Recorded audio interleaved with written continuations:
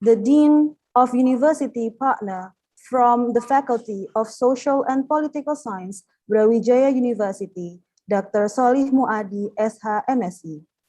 The Dean of Faculty of Social and Cultural Sciences, University of Trunojoyo, Madura, Mr. Surokim S. Sos, MSc.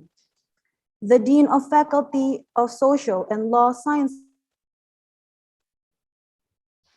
Dr. Toto Suyanto, MPD. The Vice Dean of Academic Faculty of Social and Law Sciences, State University of Surabaya, Dr. Haji Muhammad Turhaniani, MA.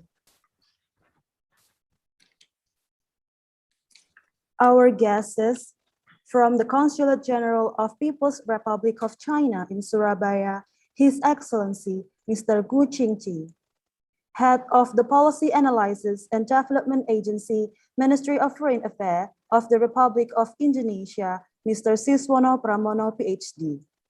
Chairman of Indonesian Chinese Islamic Union of East Java, Mr. Haryanto Satrio.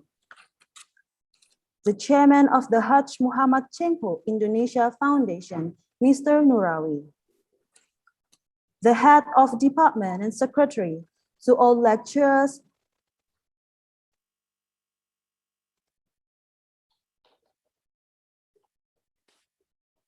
ladies and gentlemen, we would like to welcome and greetings our invited speakers, Professor Edward Aspinall from the Australian National University, Professor Chi Huaigao from Fudan University, China, Bapak Dr. Salut Muhidin, Macquarie University, Australia, and Mr. Dicky Sofjan, MPP, MA, Ph.D. from Universitas Gadjah Mada, Yogyakarta, Indonesia. Excellency, distinguished guests, ladies and gentlemen, for a moment, let us express our gratitude to Allah Subhanahu wa Ta'ala, who give His grace and guidance to us. So today, August 11, 2021, we could have held this event. The first Sunan Ampel International Conference of Political and Social with the theme Religion, Politics, and Welfare in the Global Pandemic Era. Our prayer and greetings are abundantly poured out to our Prophet Muhammad Sallallahu Alaihi Wasallam, along with his family and friends, and may we always be able to carry out his guidance.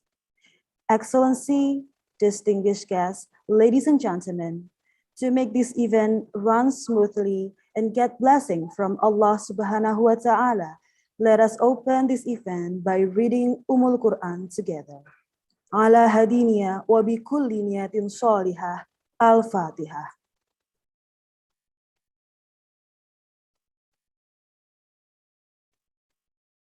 Alhamdulillah. Ladies and gentlemen, as a sense of our love for homeland and the campus, Surabaya, let us sing the song of Indonesia Raya, followed with the hymn song of UINSA. Ladies and gentlemen, please sit up tight.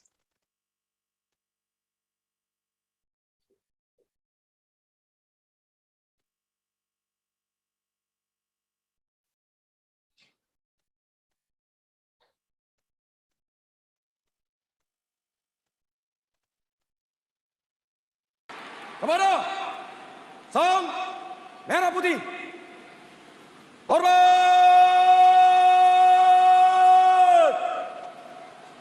Kal!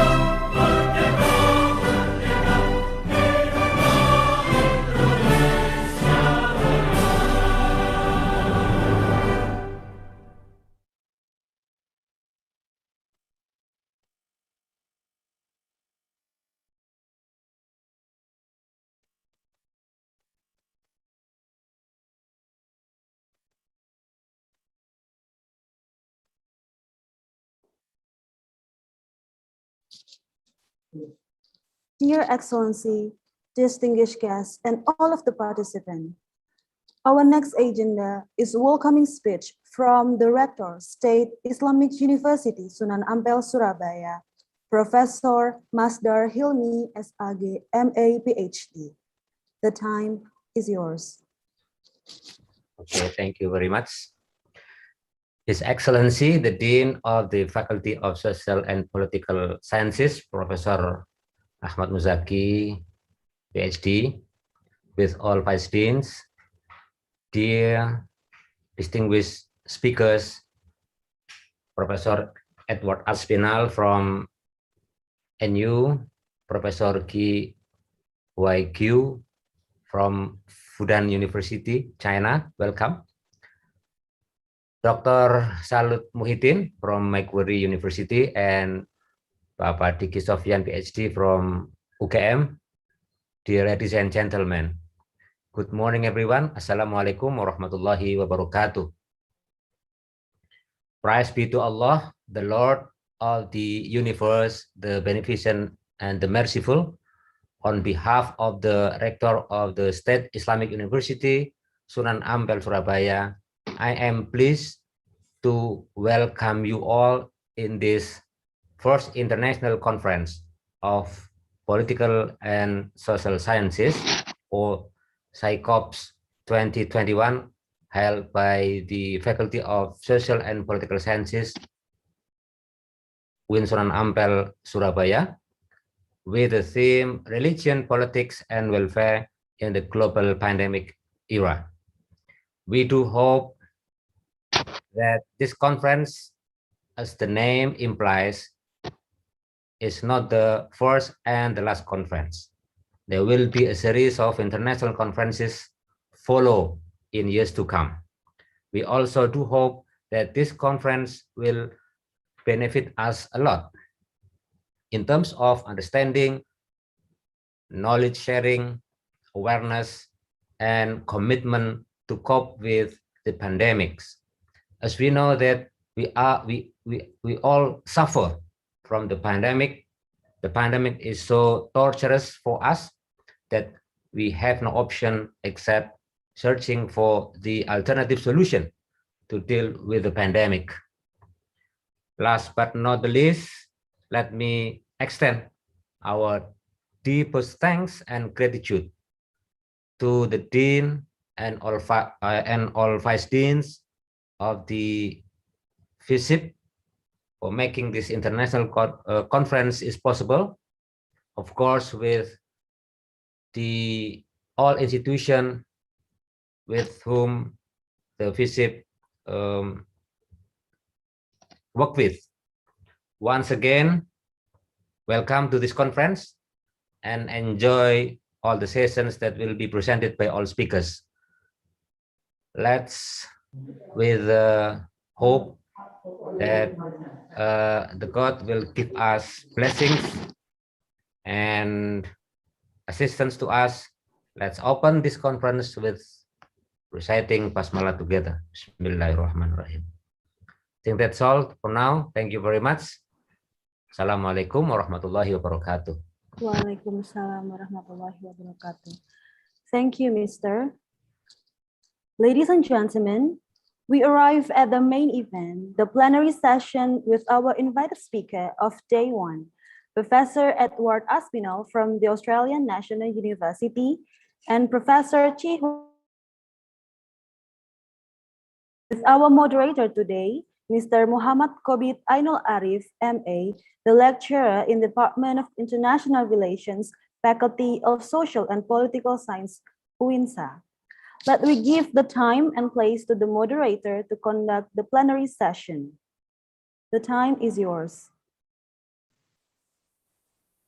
Okay, everybody, can you hear my voice? Ajik? Nice? Yes, I can All right. hear your voice.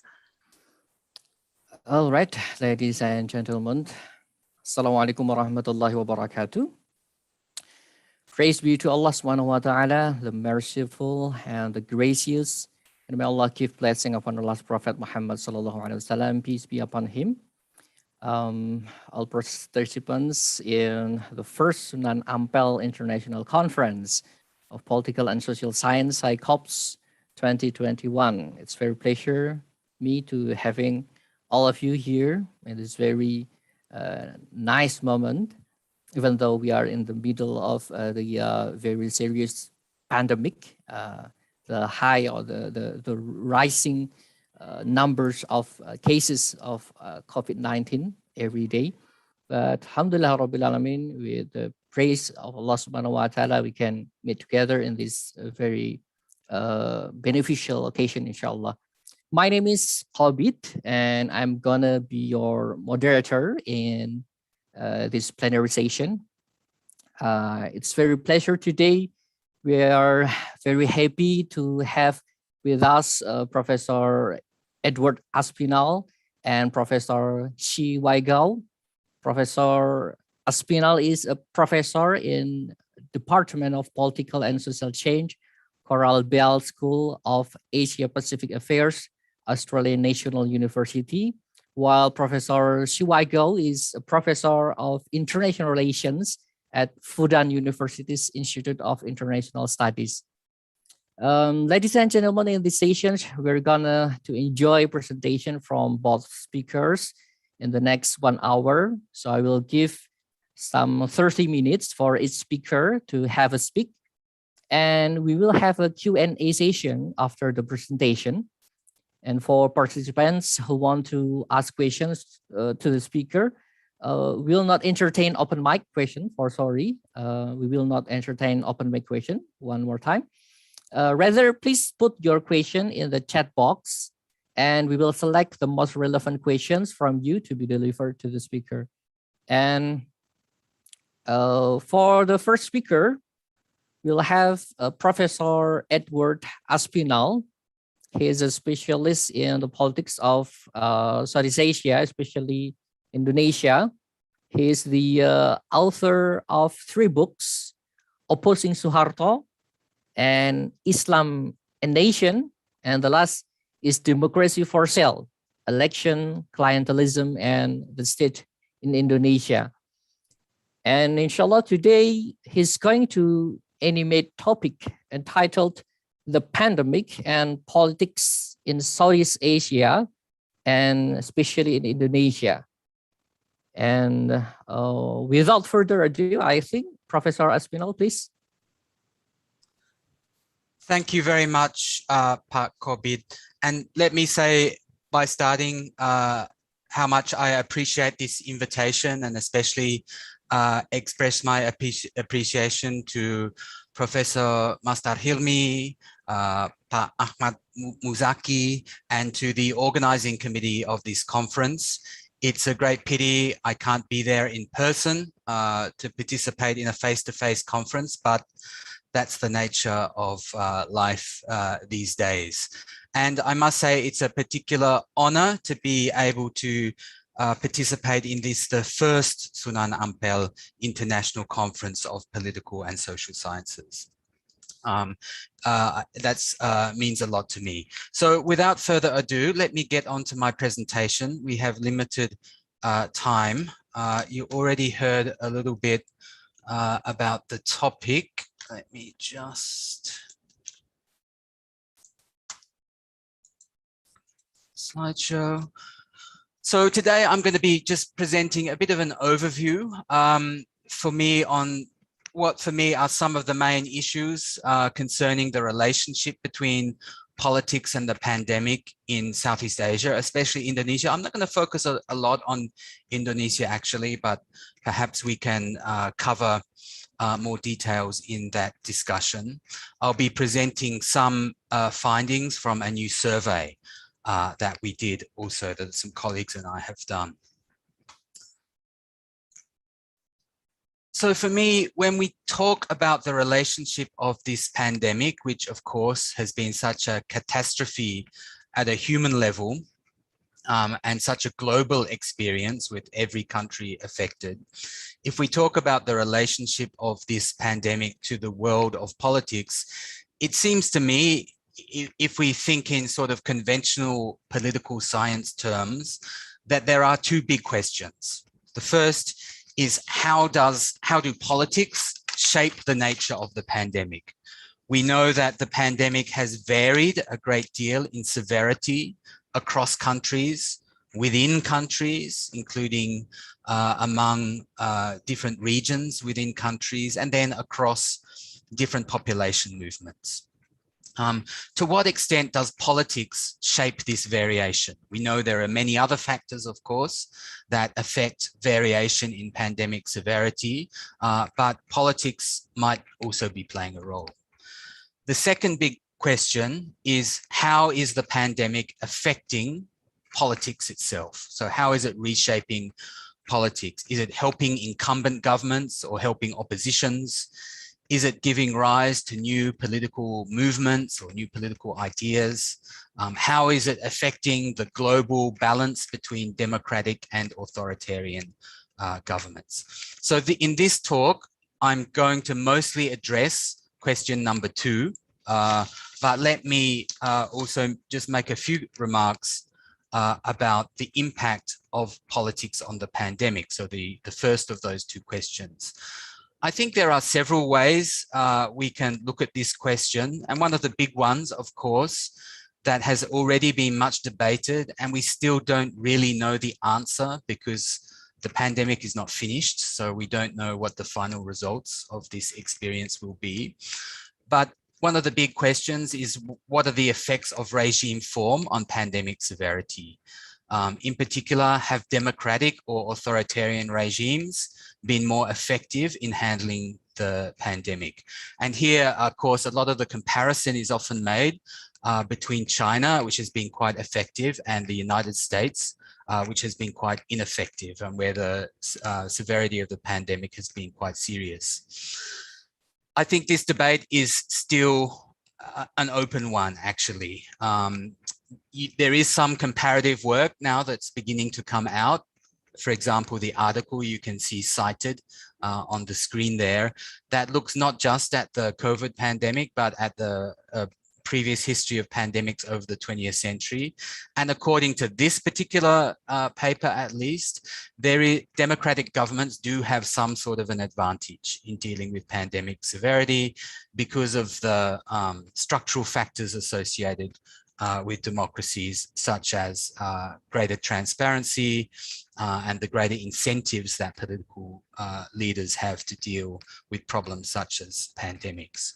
But when we look around the world, and this is just a map I pulled down today that looks at COVID deaths per million population, we can see that, yes, there are some interesting cases here, and obviously China is a standout for having been a large country with relatively low COVID severity. But we can also see that the pattern is actually not that clear. So we can see that European cases are quite high, but there's no real difference between the more democratic and the less democratic countries in Europe, for example. We see some of the big authoritarian countries in the world, such as Russia, also having experienced quite severe pandemics. And we see some more democratic countries, such as Australia, New Zealand, Norway, Finland, and so on, as also having been quite effective. So for me, this suggests that, in fact, regime form is probably not the key determinant of pandemic severity, and other sorts of factors such as state capacity, the nature of the health system response, government policy, the speed with which governments responded to initial outbreaks, and so on, are probably more important. But we need to stress this, that we don't really know the answer to this question yet, that this research will still be ongoing. That's when we think about the impacts of the politics in terms of politics from above. So regime form, governments, state structures in determining the pandemic. But there's one other interesting question, I think, which is when we think about the impact of politics from below. So what effect do political attitudes and political ideologies or political identities have on pandemic severity? For example, and this is a chart you can see that from the United States, it's from a few months ago now, but you can see here that there was a very clear correlation, at least last April, or a clear relationship between voting patterns and pandemic severity across United States states.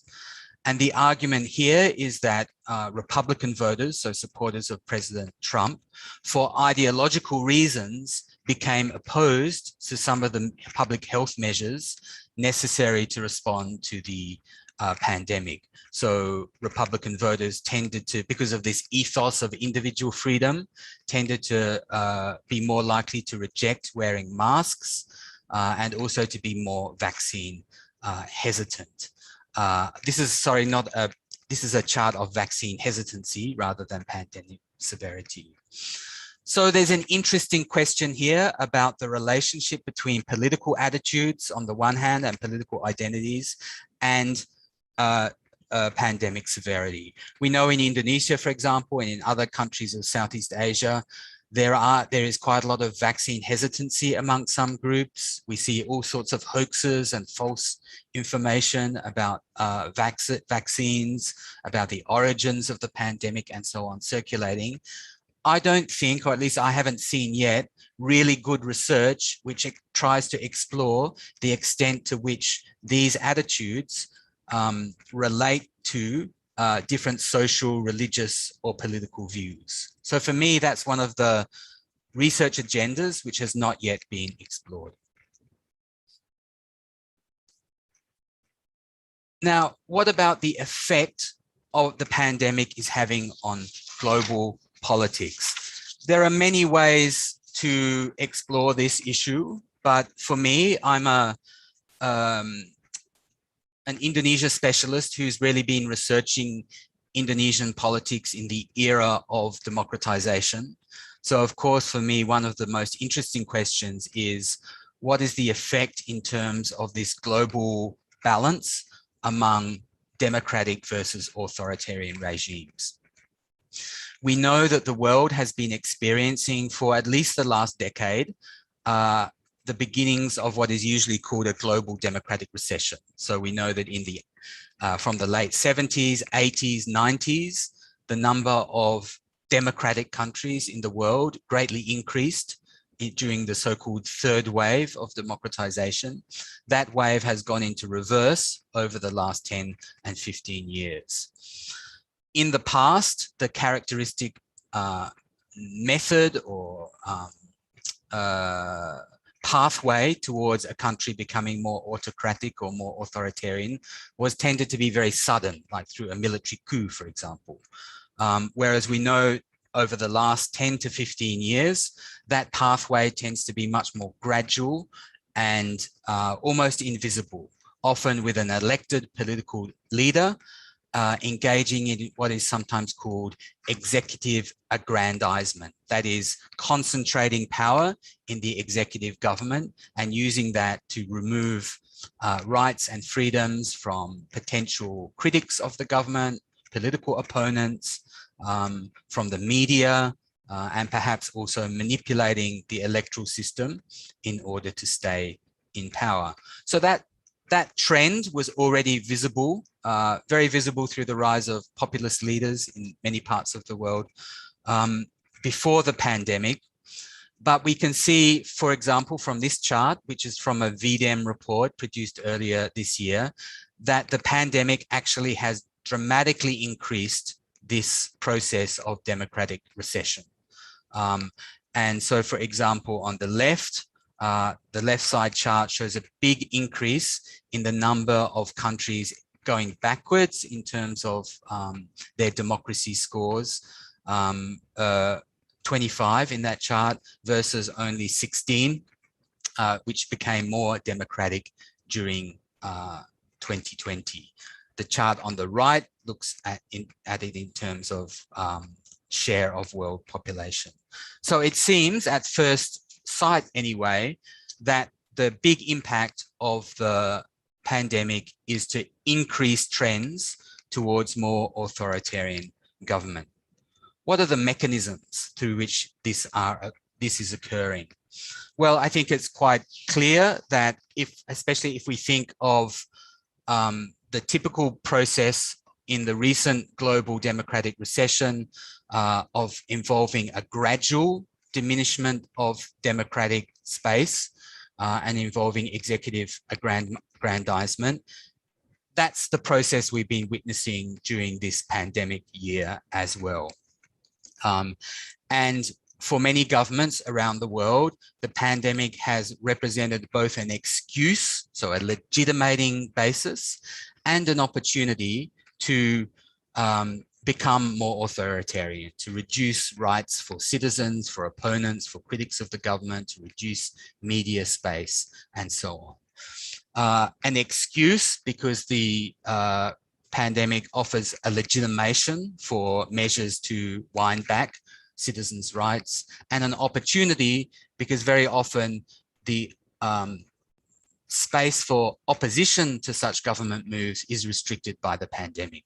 So for example, if there are lockdown orders, people can't come out to the streets to protest against government restrictions. We've got to note, of course, that in some ways the response to the pandemic in every country has been inherently authoritarian, in the sense that if you have a lockdown order or like PPKM in Indonesia or similar sorts of measures, well, of course, that involves restrictions on people's rights, freedom of movement, freedom to even leave your house in some cases. The question here is really about the reasonableness and the targets of such measures. And we can see many countries are using the opportunity provided by the pandemic, not simply to respond directly to the pandemic, but also to move against potential opponents. If we think of this dichotomy in terms of dynamics from above and from below, well, it's possible that there is also public support for moving in an authoritarian direction in response to the pandemic. For many people, the feelings of fear and insecurity generated by the pandemic can make them more supportive of an authoritarian government. And we see some of these trends. Oops, I'm sorry. I went too far. We know some of these trends are occurring in Southeast Asia, that Southeast Asia was a site of democratic regression even prior to the pandemic, most obviously and dramatically in places like Thailand, where we saw the military coup, the Philippines under Duterte, where Duterte has in many cases boasted about the use of violence and force against citizens, particularly criminals, but also political opponents. In Indonesia too, we know that most of the democracy rating agencies have seen a decline in Indonesia's democratic quality since about the last 5 to 6 years. It's not as dramatic, obviously, as places like Thailand or even the Philippines, but nevertheless, it's visible. And we see, I did it again. And we see also that in the COVID era, that the Southeast Asian pattern seems to fit, that we see these authoritarian trends across the region becoming arguably more intense. Myanmar, of course, experienced a military coup in February this year, one of the very few countries to experience a military takeover in the last 20 years. Thailand, the government, still led by a military officer, of course, has been in a confrontation with its opposition. Malaysia, we saw the ending of the Pakatan Harapan government and some questionable parliamentary maneuvers and emergency rules. Philippines, President Duterte has really enjoyed the opportunity to apparently, or he even says he has enjoyed it, to impose very, very harsh versions and very militarized versions of lockdowns in the Philippines. And in Indonesia, well, there was the controversy around the omnibus law. You can argue whether that's important in terms of democratic space or democratic strength in the country. But very clearly, I think the weakening of the KPK, the Corruption Eradication Commission, fits into this broader pattern. Now, I just wanted to share with you some very recent research. This has not yet been published. It will be published later this week. Pak Kobit, how am I going for time? Up to 10 o'clock here. Okay. 20 minutes more. Oh, okay. So I'm actually going quite fine. Okay, so I can even try and slow down. So to explore some of these dynamics, some colleagues and I from the Australian National University and from some other universities you can see represented below, decided that we wanted to do a survey on how COVID is affecting political attitudes across Southeast Asia. We commissioned an online survey company, excuse me, Qualtrics, to do this survey across 5 countries of Southeast Asia: Indonesia, Malaysia, Thailand, Singapore, and the Philippines. It was an online survey. I mean, that's the nature of survey research in this COVID period. You can't really do face-to-face surveys because of the risk of infection. So it's not, strictly speaking, a nationally representative sample, and the sample in each country tends to skew more towards higher income and more highly educated respondents.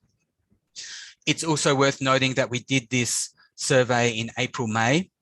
So Delta was beginning to have an effect in Southeast Asia, but it was before this very bad wave, which we saw in Indonesia, at least from late June.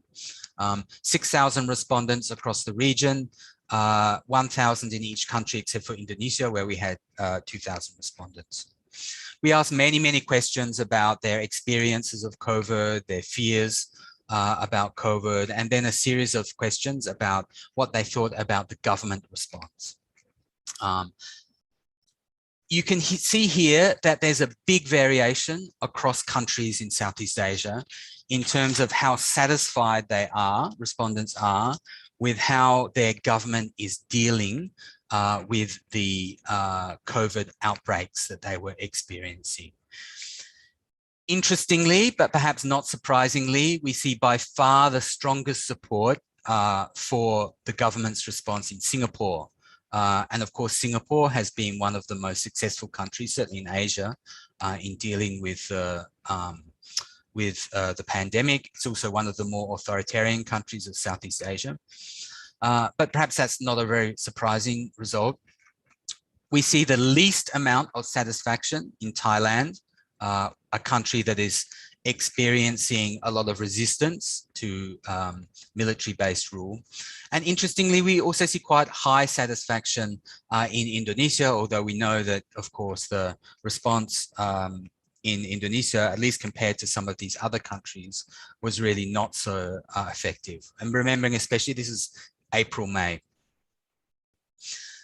Interestingly, though, and I hope you can see that clearly enough, we also asked a different question, a different set of questions, which was, do you think that the following group agents or actors could have done a better job or should have done a better job at responding to the pandemic? And you can see that the highest numbers by far are actually in Indonesia. So you see this very large proportion of the respondents say that, yes, our national government, our president, our local governments, and citizens themselves and our health institutions should have done a better job. So over 60% across all of those measures. You can also see that we also asked a question there about China, remembering the origins of the pandemic were in that country. So one of the interesting things here, and I'd be interested in to hear what you think of this juncture, if we go back,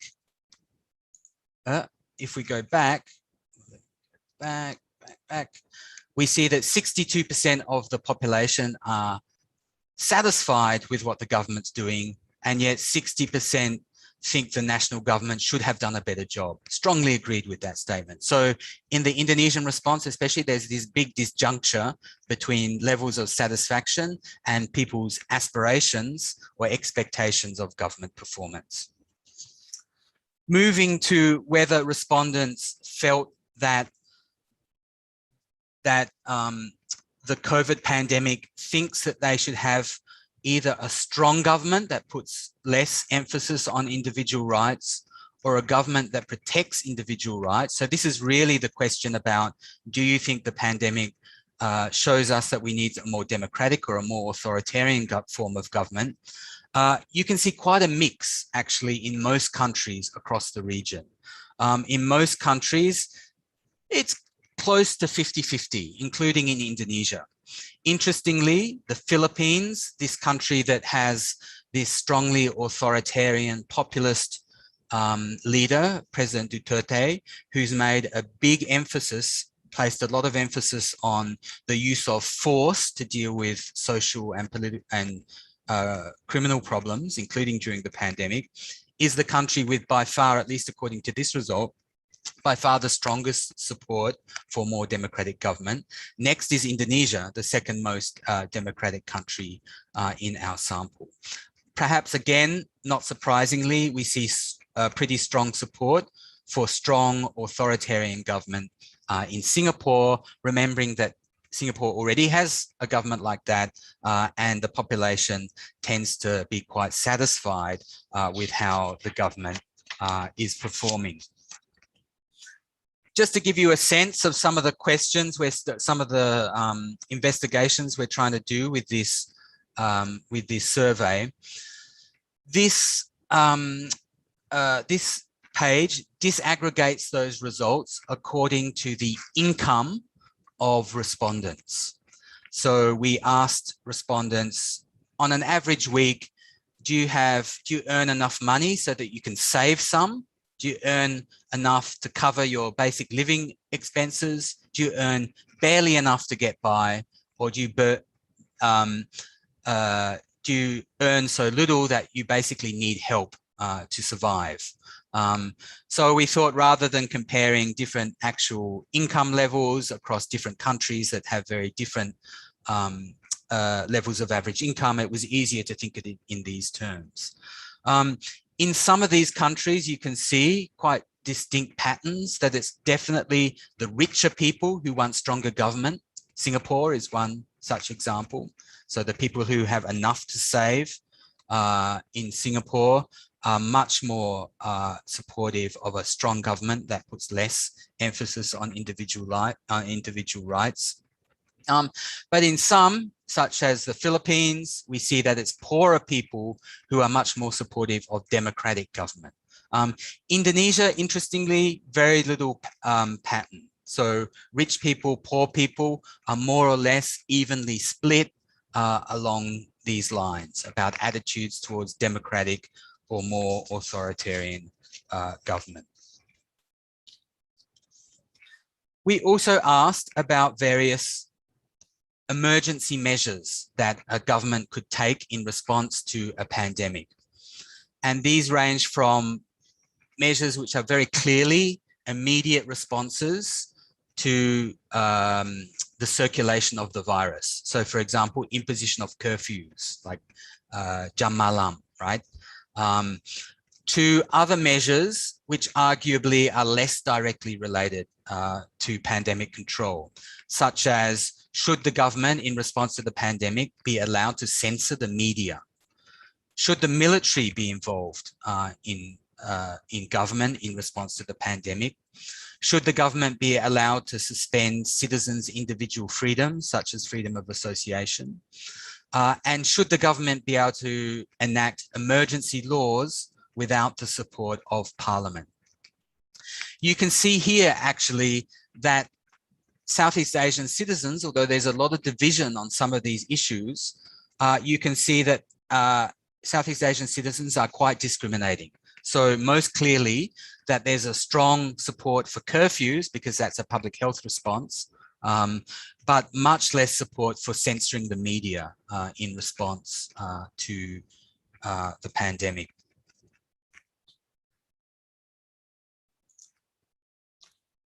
When we look at these across different countries, again, quite an interesting response. You can see that the blue color is the curfew, and there's quite strong support in every country for that sort of a measure to, against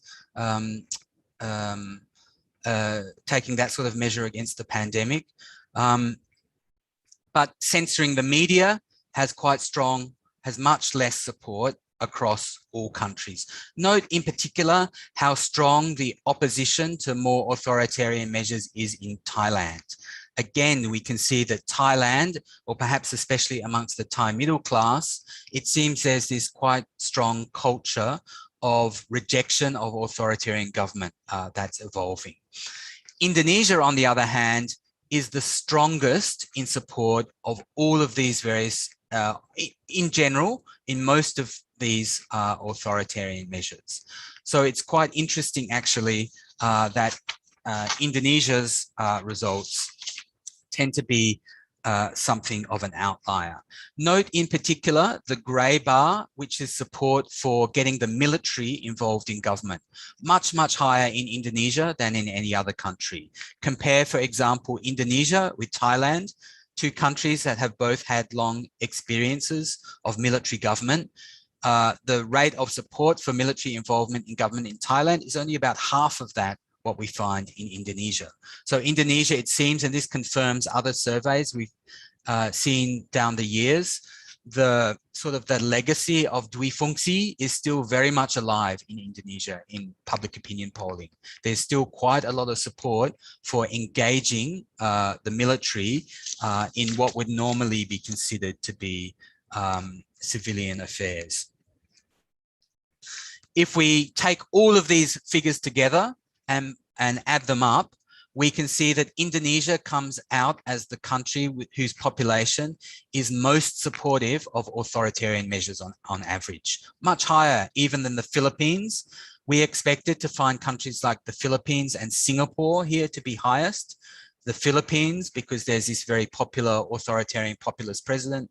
Singapore, because of this tradition of very effective, but also quite authoritarian rule. But in fact, we were quite surprised to find that it was Indonesia where the support is strongest. Perhaps it's a connection to the severity of the pandemic. Thailand, on the other hand, again, having had this recent experience of military rule, seems to have a population which is much more opposed to authoritarian measures in response to the pandemic.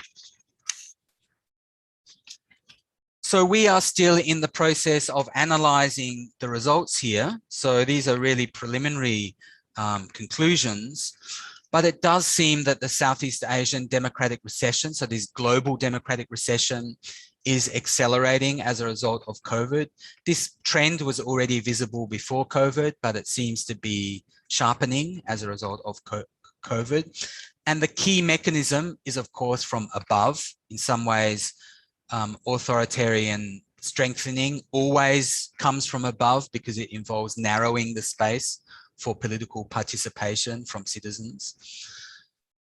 But we see quite mixed results actually on support for this trend from below. It's not the case, I think, that Southeast Asian publics are giving blanket support for democratic rollback. That variation across those different measures is quite clear on that. And we see quite a lot of splits amongst Southeast Asian publics.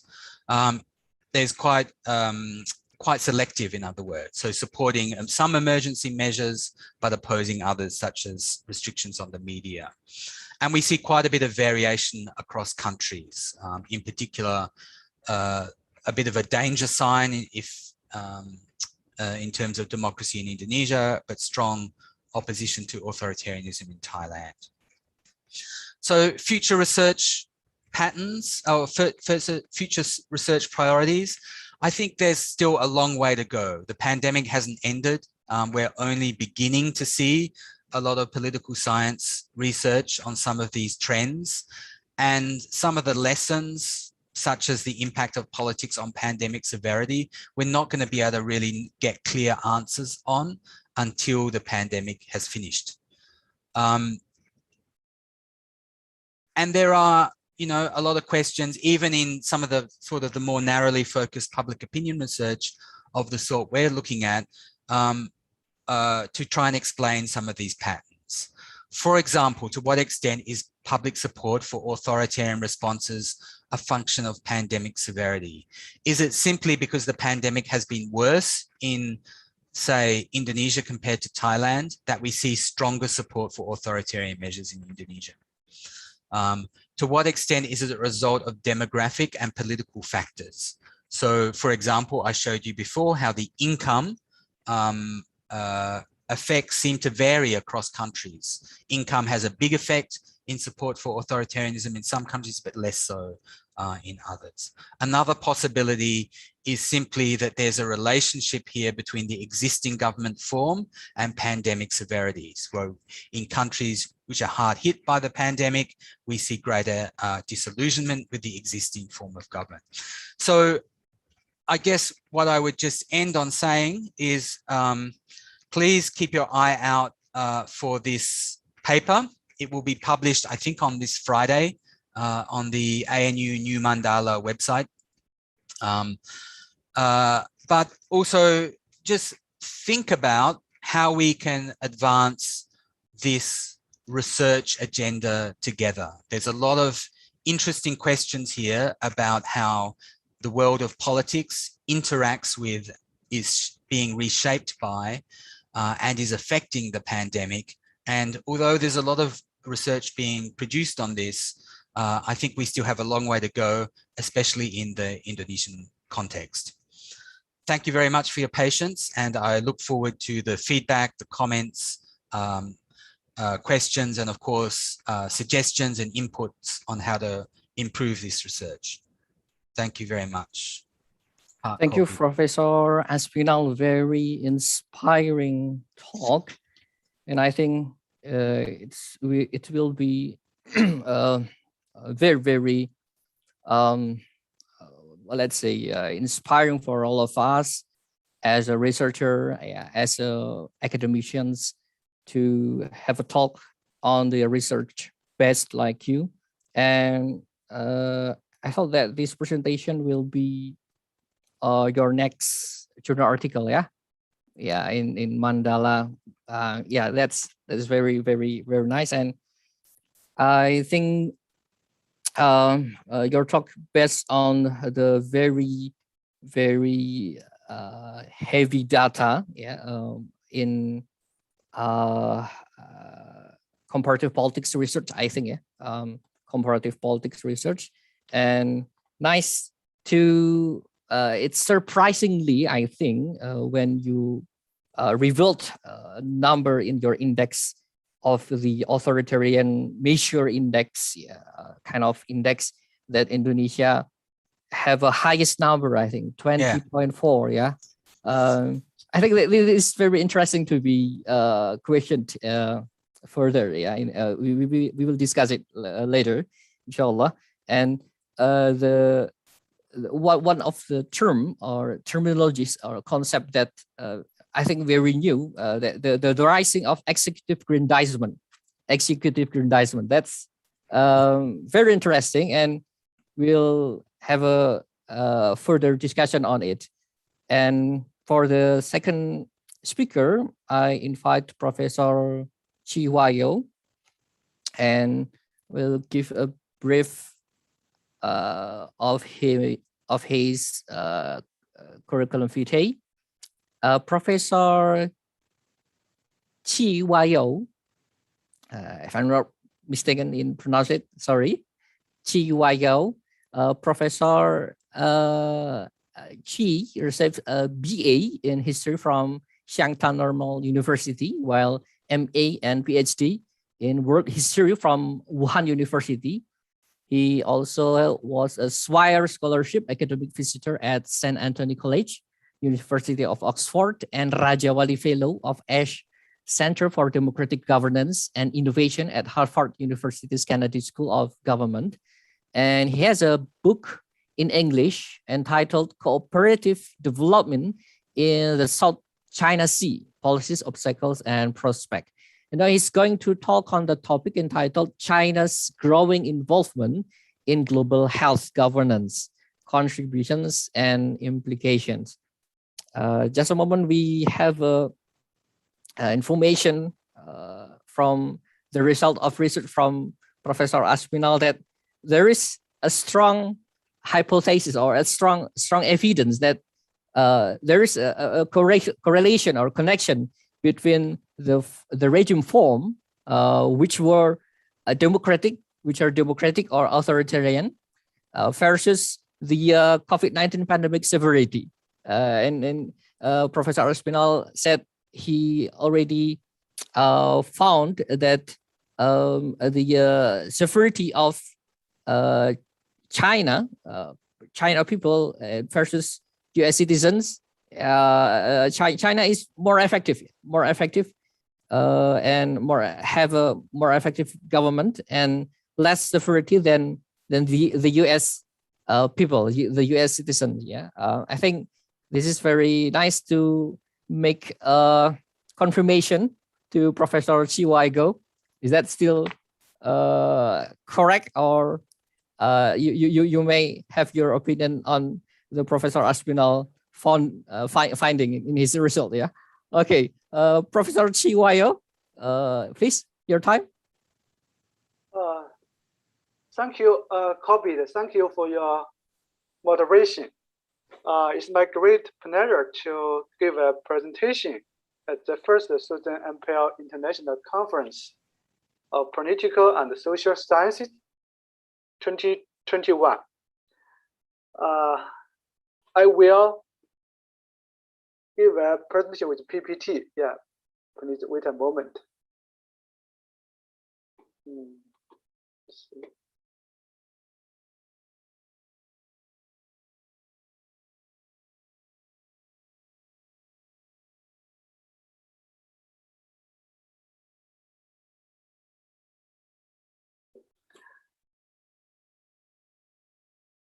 The title of my presentation is China's Growing Involvement in Global Health Governance, Contributions and Implications.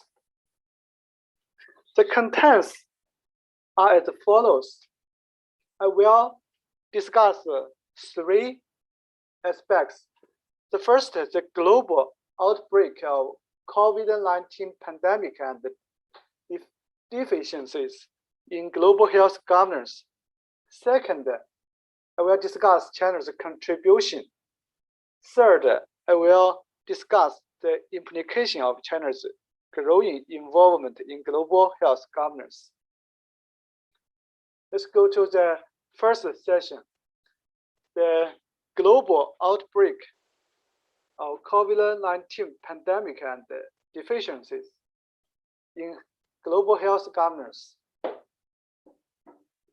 Globally, as of 9 August 2021, there have been 202 million confirmed cases of COVID-19, including about 4.3 million deaths reported to the World Health Organization. I showed two figures from the WHO official site. The above right of the above hands is a picture on the WHO coronavirus dashboard, the overall situation. The above figure is the situation by WHO region. We can see that there are two regions situation are very serious. Americas and Europe, especially in Americas and Europe. The COVID-19 pandemic has hit the global economy hard. The World Economy Outlook released in April 2021 pointed out a contraction of negative 3.3% in the global economy in 2020. Most of the major economies are negative number in the growth, annual growth in 2020. Why the global health governance system and WHO cannot handle the pandemic very well? I summarize the 4 reasons. First, nationalist governments have subverted the global health governance in the COVID-19 response.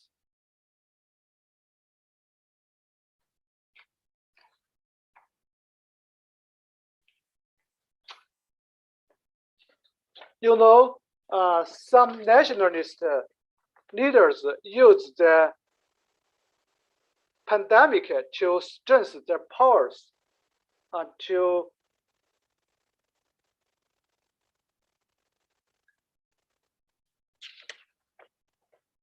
do some corners at their countries firstly.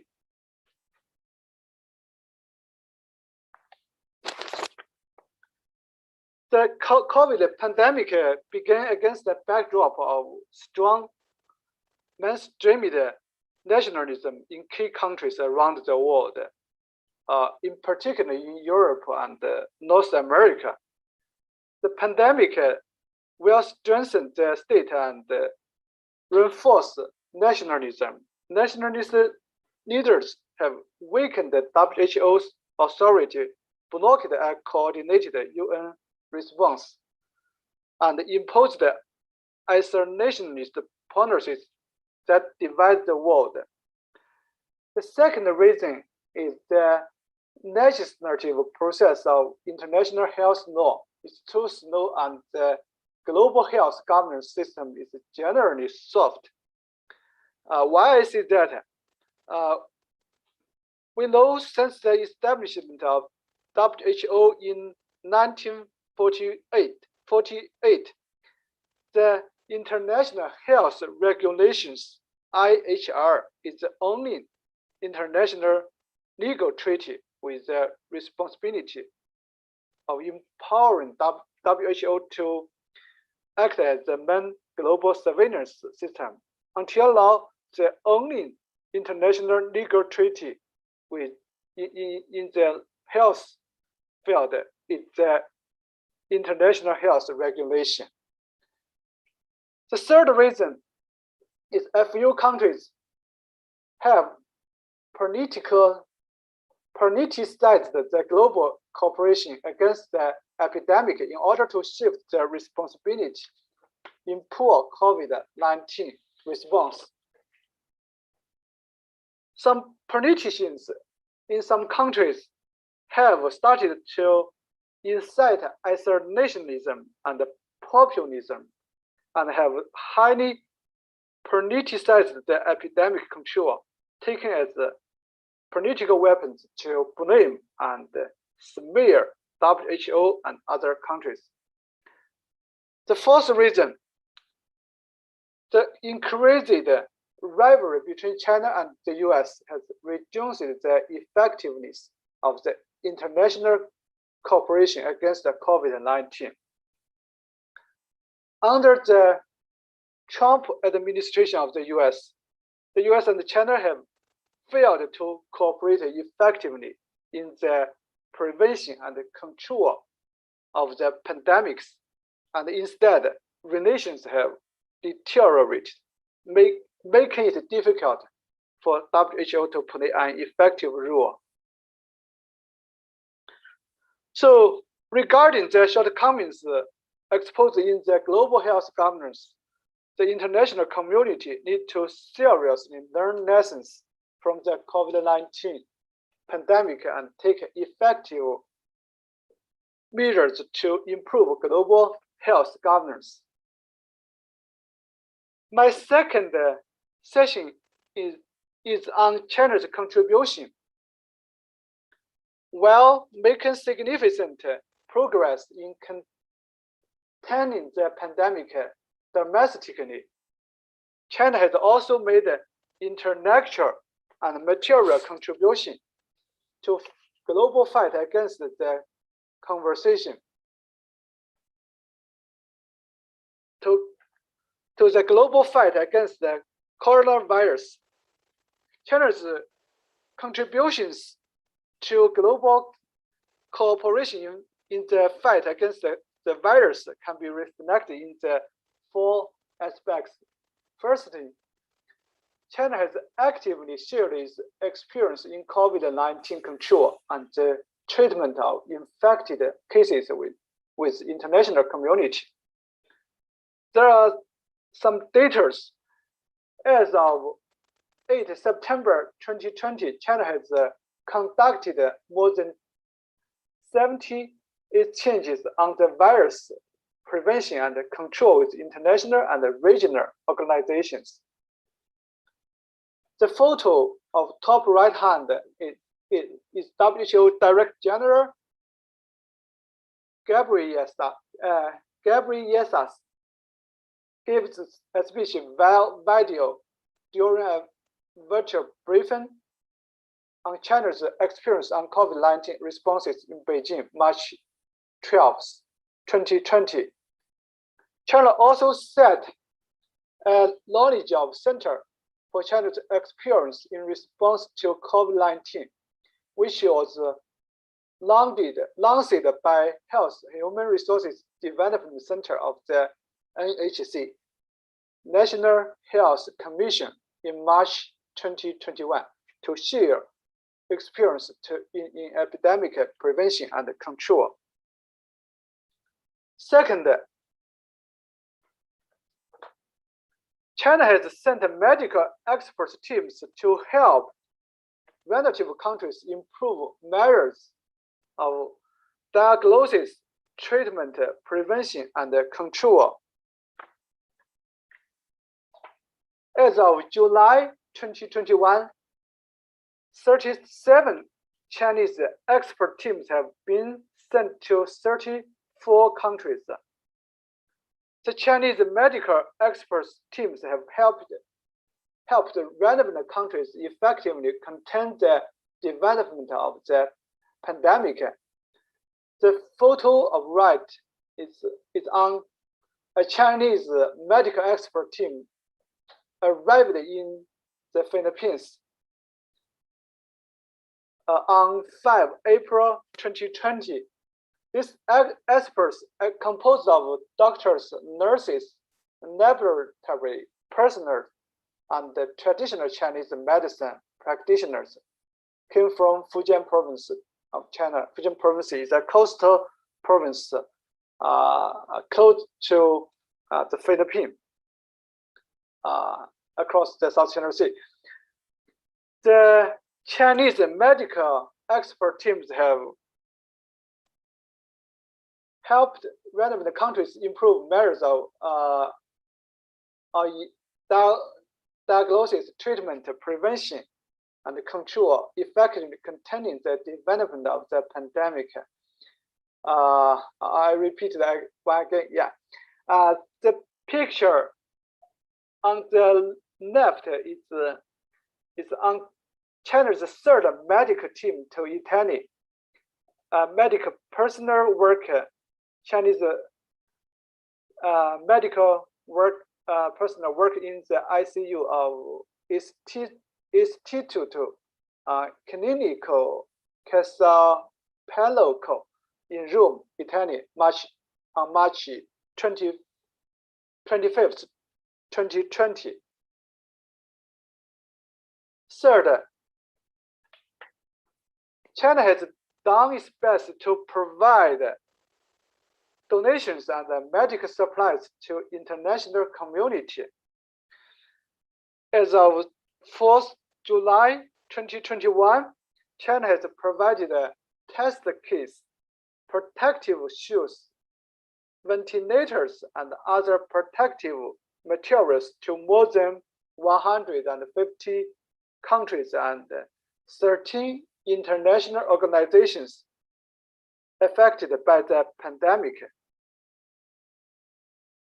The photo of top right hand is a Chinese aircraft carrying medical equipment arrived in Jakarta on 23rd March 2020. The medical device assistance for handling COVID-19 from Shanghai, China consists of disposable masks, N95 masks, personal protective equipment. China also donates medical supplies to Indonesia several times. The photo of bottom left hand is donation on 12 May 2020. The hand rover ceremony at Soekarno-Hatta International Airport in Tangerang, Banten Province, Indonesia. The yellow written in the red background is on the meaning of China's destiny closely linked with Indonesia. It means the two countries' people together to make solidarity to combat the pandemic. It also can be used for the two countries' destiny closely linked with the other words with the world. Fourth, China has made efforts to make vaccine accessible and affordable in developing countries. As of August 2021, China has donated and is donating vaccines to more than 100 countries and has exported more than 770 million doses of vaccines to over 60 countries, the most of any nation in the world. China will strive to provide 2 million doses of vaccines to the world throughout this year by 2021. It was said by Chinese President Xi Jinping on remarks of International Forum on COVID-19 Vaccine Cooperation. The UAE, a country in the Gulf region, Egypt, Indonesia, and Brazil has become the first ones in their respective regions to have the production capacity of COVID-19 vaccines. The photo of the right is on the first meeting of the International Forum on COVID-19 Vaccine Cooperation. It was held on 5 August 2021. China has also worked together with the COVAX partners. The COVAX means the COVID-19 vaccine global access. China has decided to donate US dollar 100 million to the COVAX facility for distributing vaccines to developing countries. China will also support the COVAX by delivering the first batch of more than 100 million doses of vaccines to the facility before the end of October 2021. The third session is on the implications of China's involvement in global health governance. The first implication is on advocating the concept of building a global community of health for all. This concept was initiated by Chinese President Xi Jinping at the opening of the 73rd World Health Assembly.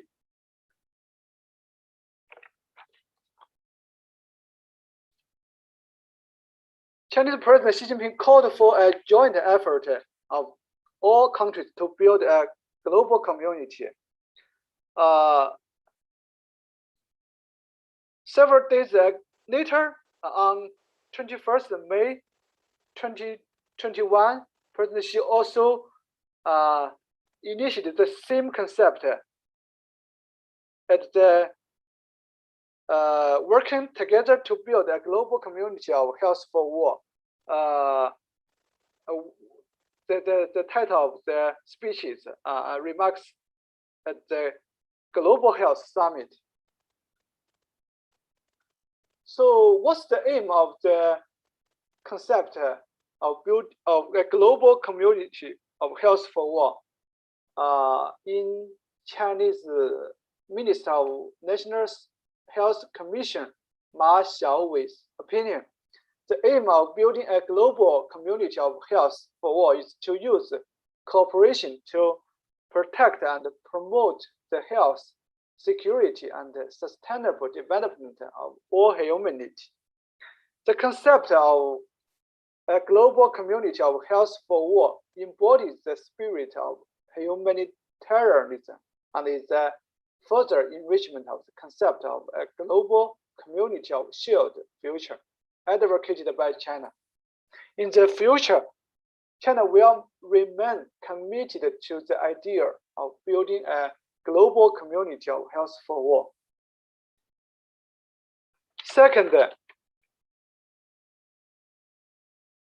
the second implication is on supporting the leading role of WHO in global health governance. WHO has the both role of global health monitor and of the central coordinator in case of an epidemic that may pose a global risk. The international community expects a strong WHO, but its authority and effectiveness depend on the various support provided by its member states. On the platform of the WHO, China can advocate the prioritization of global health governance, can provide support for the establishment of a global disease prevention and control mechanism under WHO framework.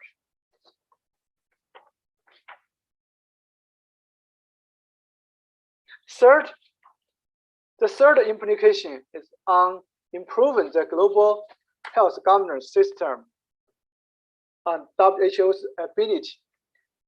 WHO's central role remains absolutely essential, but WHO lacks both the authority and the resources to mount an effective response to a global emergency that affects all countries.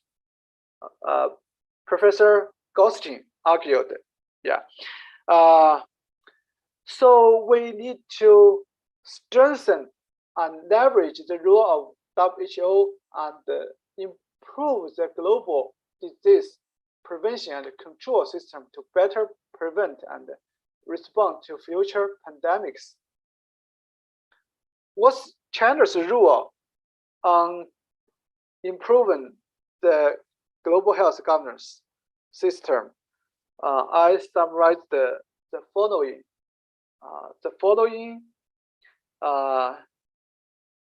For example, China can help WHO to enhance its capacity of monitoring early warning and emergency responses.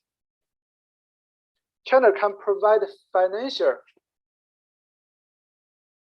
resources to those countries that themselves lack the ability to comply with IHR, International Health Regulations 2005.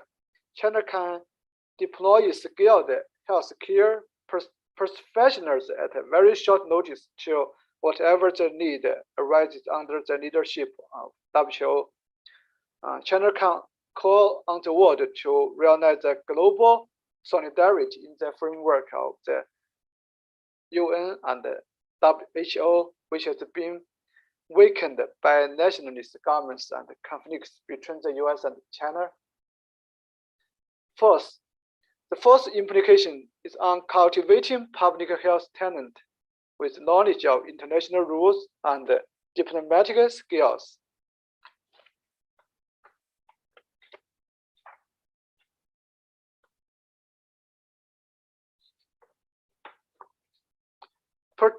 Participation in global health governance requires versatile talents with knowledge of health emergency, health security, and global health governance, as well as diplomatic skills.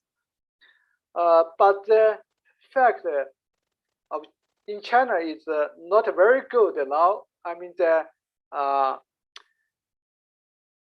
excellent public health personnel is very limited. China faces shortage of public health personnel. There are only 0.63 public health personnel per 1,000 populations in 2018. Especially shortage of experienced senior health professionals. We can see from this figure, this line is represented the public health personnel. 0.63 in every 1,000 populations. This black line is on the nurse. The nurse, the quantity of the nurse in China is much better. I mean, than the public health personnel. So, what China can do to cultivate public health talents? I suggest the following. China can cultivate public talents as a long-term strategy to respond to various public health emergencies. China can appoint health attaches in embassies or missions of key countries or regions. In the long run, the training of health attaches will provide a strategic talent pool for China to participate in global health governance.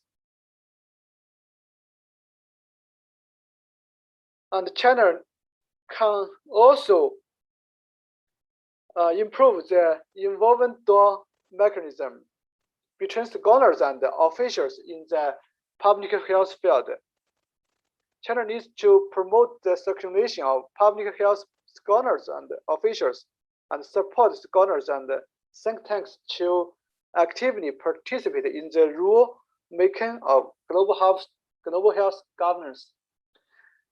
To make a summary of my presentation, the global outbreak of coronavirus has revealed the deficiencies of global health to global health governance.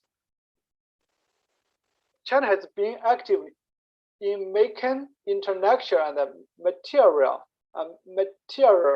contributions to the global fight against the COVID-19, while achieving major progress in containing the epidemic domestically.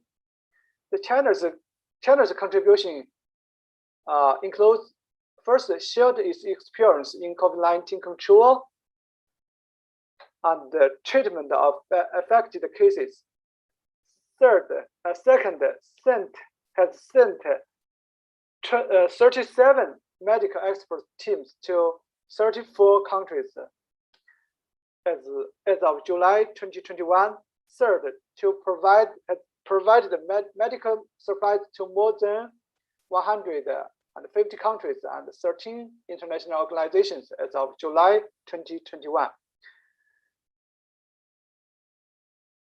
And fourth, has made medicine accessible and affordable in developing countries. The implications of China's involvement are as following. The first, advocating concept of building of a global community of health for all. The second, supporting the leadership of WHO in global health governance. Third, improving the global health governance system and WHO's ability. And fourth, cultivating public health talent with knowledge of international rules and diplomatic skills. This is my presentation. Thank you, COVID. Yes, Professor. Thank you very much. Thank you very much of your very nice, short and enlightened presentation. I think when Professor Aspinall found that China's government is more authoritarian in its regime reform style, maybe, and but it was very effective to overcome the pandemic and not too severe compared to the other country, especially compared to the US people in the USA. And it's very, very nice when we see that Professor Huaigao begin his presentation with criticizing WHO role and the role of global governance with their kind of quote unquote lame duck situation in handling COVID-19 pandemic. If we can see that is this the form of what we call it, the authoritarian regime is more suitable to overcome the COVID-19. It's very nice to be addressed in our discussion forum. And also we can have a hard line here. Yeah, we can have some notes that China's government's role are tremendous, many, such as sharing experience and make a donation and also vaccine access. And in their diplomatic mission, China's government advocating the concept of global community of health for all. I think this is very a good branding of the Chinese government in its soft diplomacy effort. All right, ladies and gentlemen, we're going to have a Q&A session, and for those have chat or put his or her questions in the chat box, we already select some questions, and I will give a question. I will post the questions first to Professor Aspinall. There's a question from Miss Nisa from Gadjah Mada University, Yogyakarta. Regardless of the government's policy issues and the community's response during the pandemic, what do you think when I said that the mass media is more dangerous than the coronavirus itself? Because the society feel afraid and worried about the news all the time about the COVID-19, which is excessive in reporting this issue. Professor Aspinall. Thank you, Bu Nisa. So I guess I don't really agree with that statement. I mean, the thing about a pandemic like COVID that's very easily transmissible is the only way until there's vaccination to reduce transmission is to modify human behavior. So in fact, mass communication to the population becomes very important, and getting accurate information to them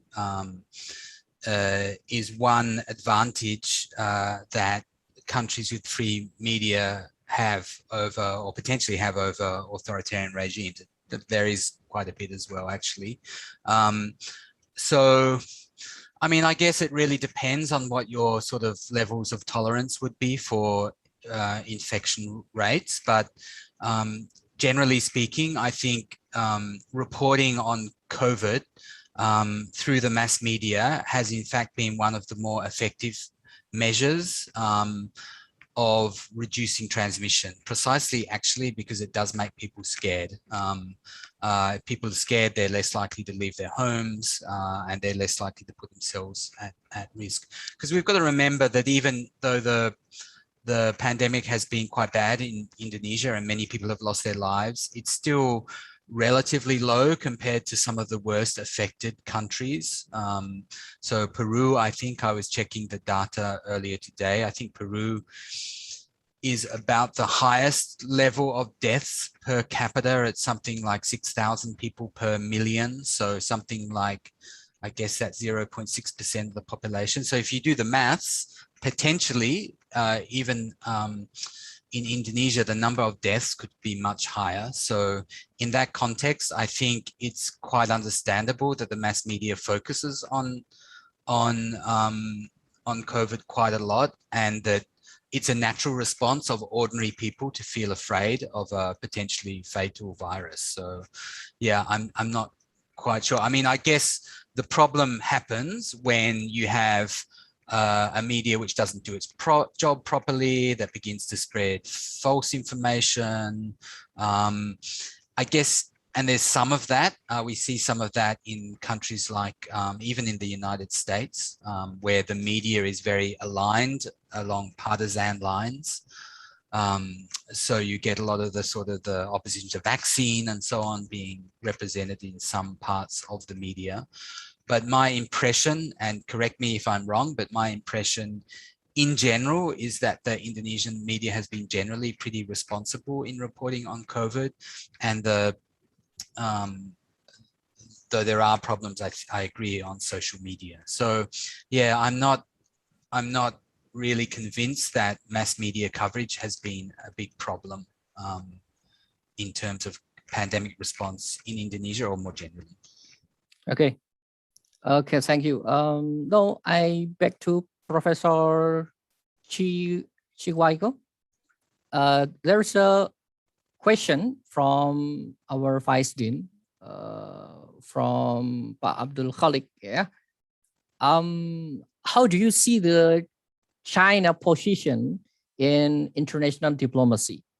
One side, as you said in your presentations, China government have a very good in playing its soft diplomacy in terms of the vaccine diplomacy, I think, in terms of sharing experience, donations, vaccine access to all people around the world by the name of the humanitarian and etc. But on the other side, in the political aspects, maybe we may see the news coverage in the repressive action of the Xinjiang Muslim and the other side to make a good relation with Iran and the problem in Palestine and etc. How do you see in general the China diplomacy today, Professor Chi? Thank you for your question. I think the two phenomena is not a paradox. First, I'd like to say Xinjiang Muslim. In recent situations, there is the fact that there is very seldom terrorist attacks in Xinjiang compared 10 or 20 years ago. I mean, the situation is in Xinjiang is very harmony. I mean, from the perspective of fighting with the terrorist extremism. Yeah. The religions in China is very, I mean, it's very harmony. There are some religions, for example, the Islamism, the Buddhism, and the Christian, they coexisted in China's society. So this is my argument. On the other side, the questions on China's good relations with Palestine and Iran. The good relation with Palestine means China supporting the weak nation, the developing countries, yeah, to all the peoples need the help. Yeah, the good relation with Iran. I mean, besides China's friendly relations, I mean the network, China's diplomacy network of friendly relations with all countries. Besides this concept, it was to counter the pressure from the U.S. We all know that the United States have pressured Iran to in some in the sanctions. Yeah, so I think the United States diplomats is a kind of banning on the Iran.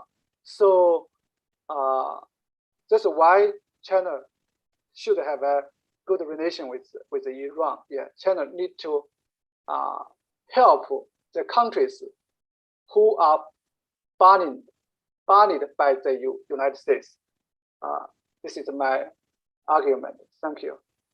Yeah. Okay, Dr. Huaigao. No problem. I think this is the free speech area in the admissions forum. I think that's your opinion, purely your self opinion, not representing the Chinese government, or we don't connect to the position of the Australian or the Chinese government. It's the academician forum. I think no problem. Okay. We continue to the other questions, and it will be delivered to Professor Aspinall from our Master of Ceremony, Mbak Ajeng Widya. According to your research, Professor Aspinall, I don't see the cultural sector as your concern to analyze the mitigation of pandemic in Indonesia. While we have unique character, especially in local government, they have special way to cure the pandemic in their region. The local government need help from the religion leader, and etc. So there's a lack of the policy from the central also to the region.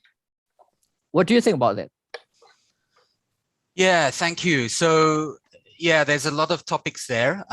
One is on the relationship between the center and the regions. One is about cultural factors. One is about religious factors. So I might not be able to answer them all. Yeah, I mean, the center region question is an interesting one. My sense is that the response of the government has become increasingly centralistic in response to the pandemic over time, certainly compared to the early pandemic response in Indonesia. And that's reasonable if the central government has the capacity, the ability, the powers, and so on, in order to respond appropriately at the local level. For me, I think one of the big questions, once we go through this pandemic and we're able to look back on it, will be to ask the question, how much did local leadership and local government really matter, right? So we know that that's been one of the big concerns of people who look at Indonesian politics over the ever since decentralisasi, actually, that there's a lot of variation in the character of local government, in the capacity of local government, in the leadership skills of individual local leaders. I don't yet have a good sense. Maybe the person asking the question has a better idea of how much that variation in local leadership has really affected the handling of COVID response across different regions of Indonesia. I think that's one of the big research questions we're going to have to look at together into the future. Obviously, there's always a role for coordination at the national government level.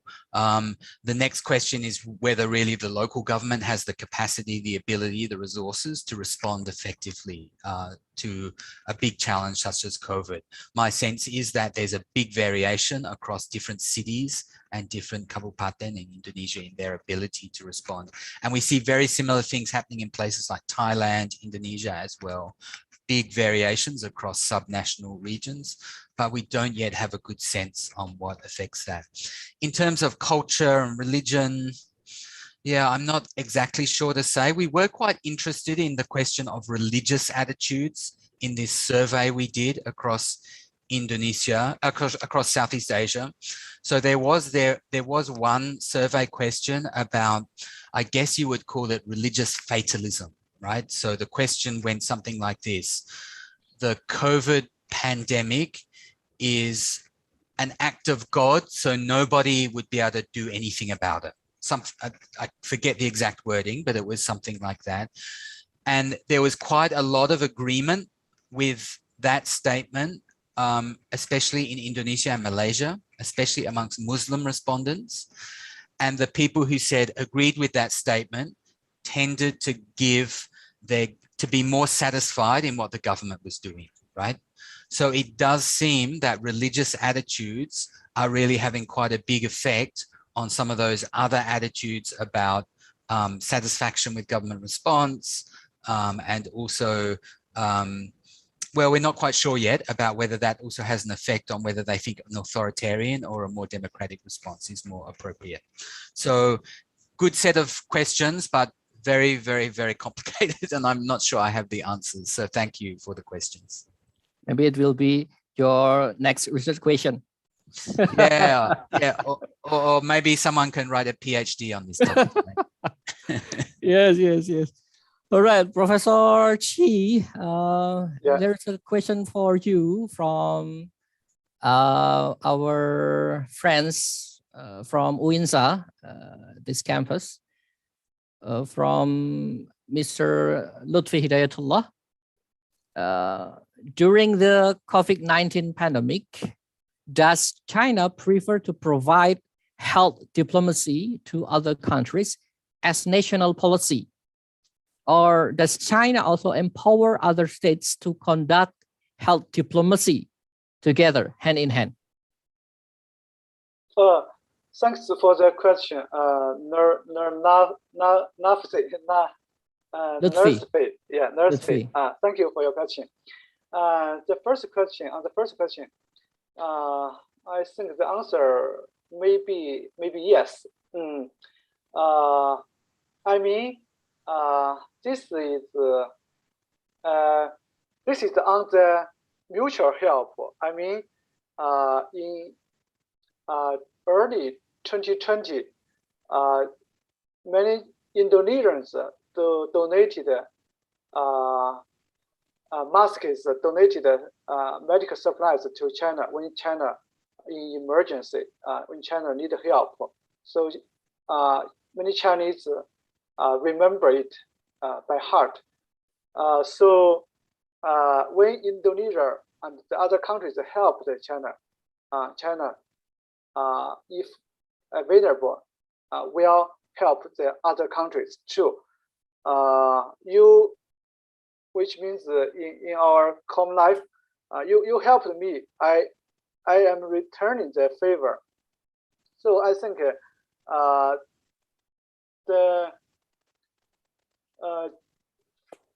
China will take the provide health diplomacy as this national policy. Yeah. The other question is the health policy through international institutions or through some countries together. The Nasifin mentioned the BRICS. I think this is a useful channel to provide medical assistance to the world. Besides the BRICS, the BRI, Belt and Road Initiative, through BRI and through UN system, especially through the WHO and the COVAX I mentioned in my presentation, COVID-19 vaccine global access. So, I mean, besides bilateral assistance, China will also use multilateral channels to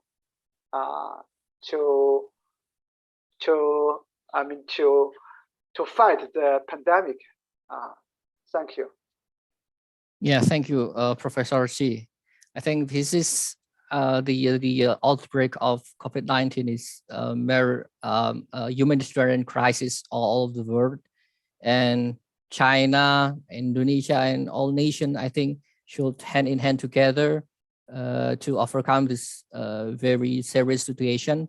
While China maybe at the beginning very severe, and at the beginning of the outbreak, I think you mentioned that Indonesian government, the Indonesian people help some donation through the to the China people, and today we are suffering very bad situation, and China's government also took a very beneficial role in overcoming the war situation in Indonesia today.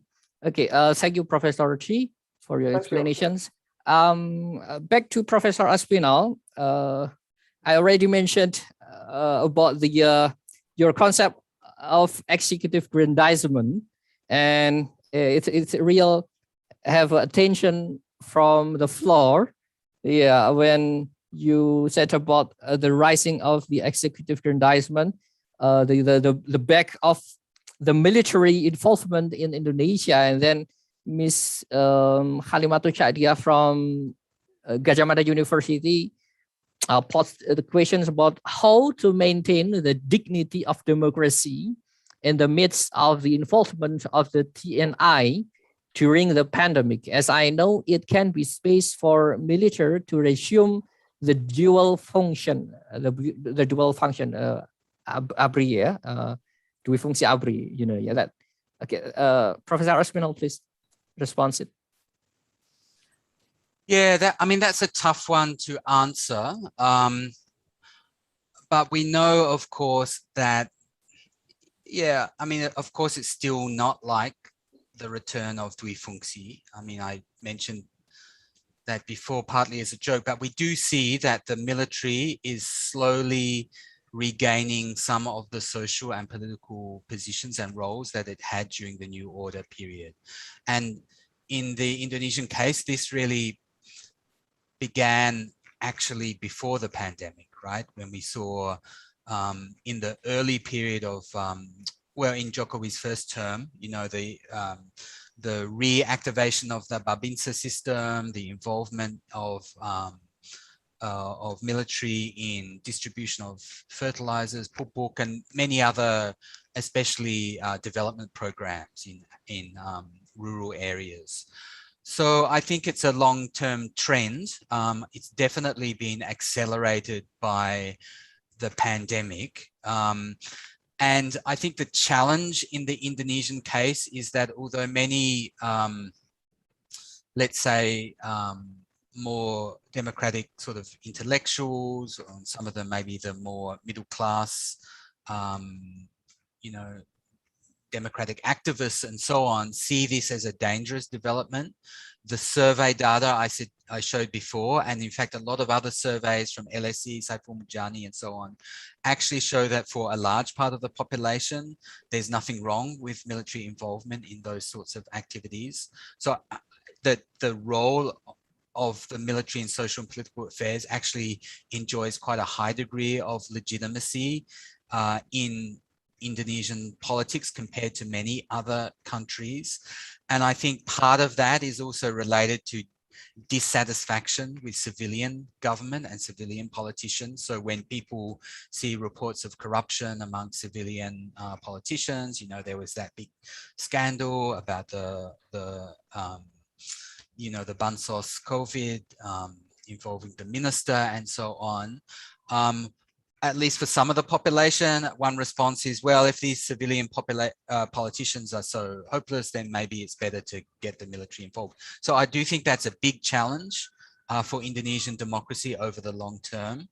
How to ensure that there's not a gradual sort of re-strengthening of the military within the political system in ways that ultimately reduce the political space available to ordinary citizens. And really, I think ultimately the answer to that question or that dilemma for Indonesians will be in improving the quality of democratic governance and improving the quality of civilian government. So dealing with some of those long-standing issues we have about money politics, about corruption, about ineffectiveness within the civil service and so on.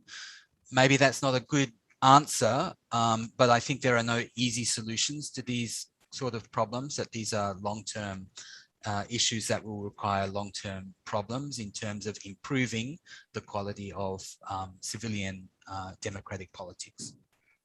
Thank Professor you. Aspinall, there is a question regarding the same topic about the democracy quality in Indonesia from Eko Bagus, Uin Raden Fatah Palembang from Palembang. Hello, Palembang. Professor, in this conference, we also submit paper with topics slightly similar to your explanation. Does pandemic declined or maintained democracy in Indonesia?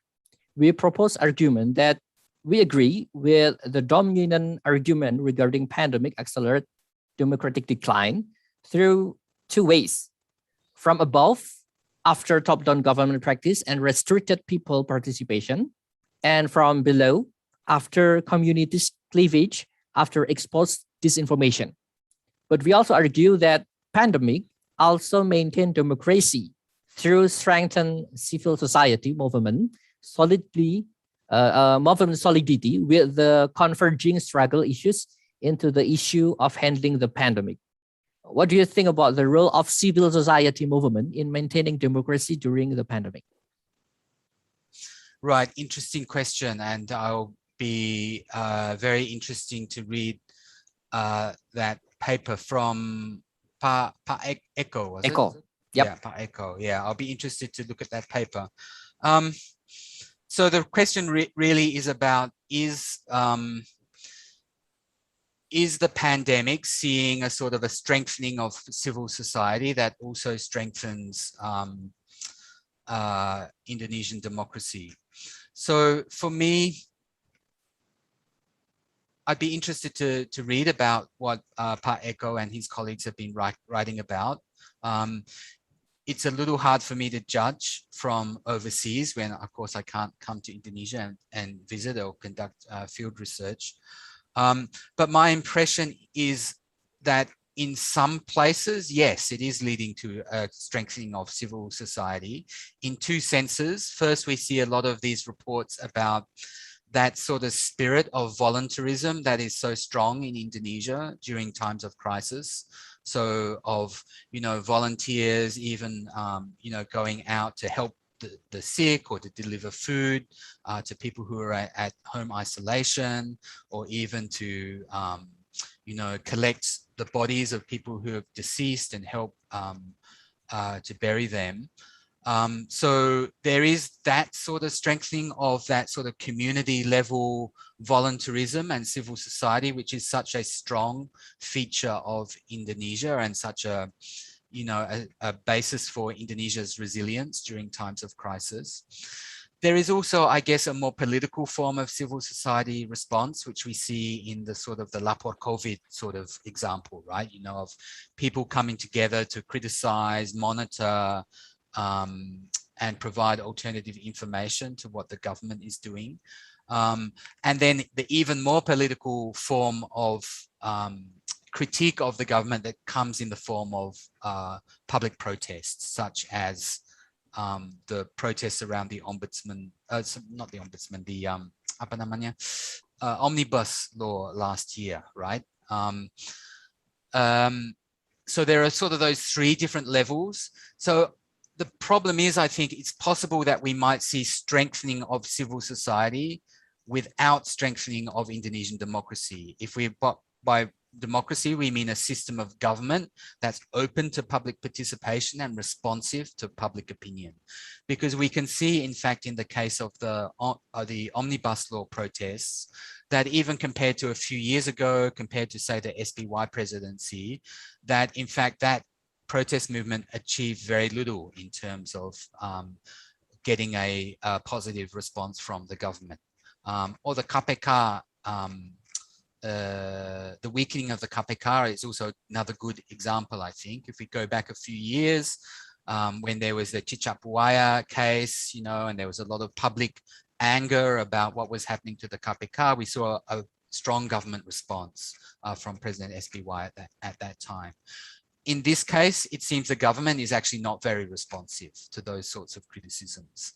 So my feeling is, and I'd be very interested to read Pak Eko's paper, but my feeling is we're seeing, yes, a strengthening of civil society, but not necessarily a strengthening of Indonesian democracy at the same time. I guess that's my answer. Thanks. Yes, nice paper. Maybe we will have another discussions in the plenary sessions. Pak Eko, it will be very pleasure to see your paper there. All right. I back to Professor Huaigao. There is a question to Professor Chi from our chief committee here, Mbak Rida.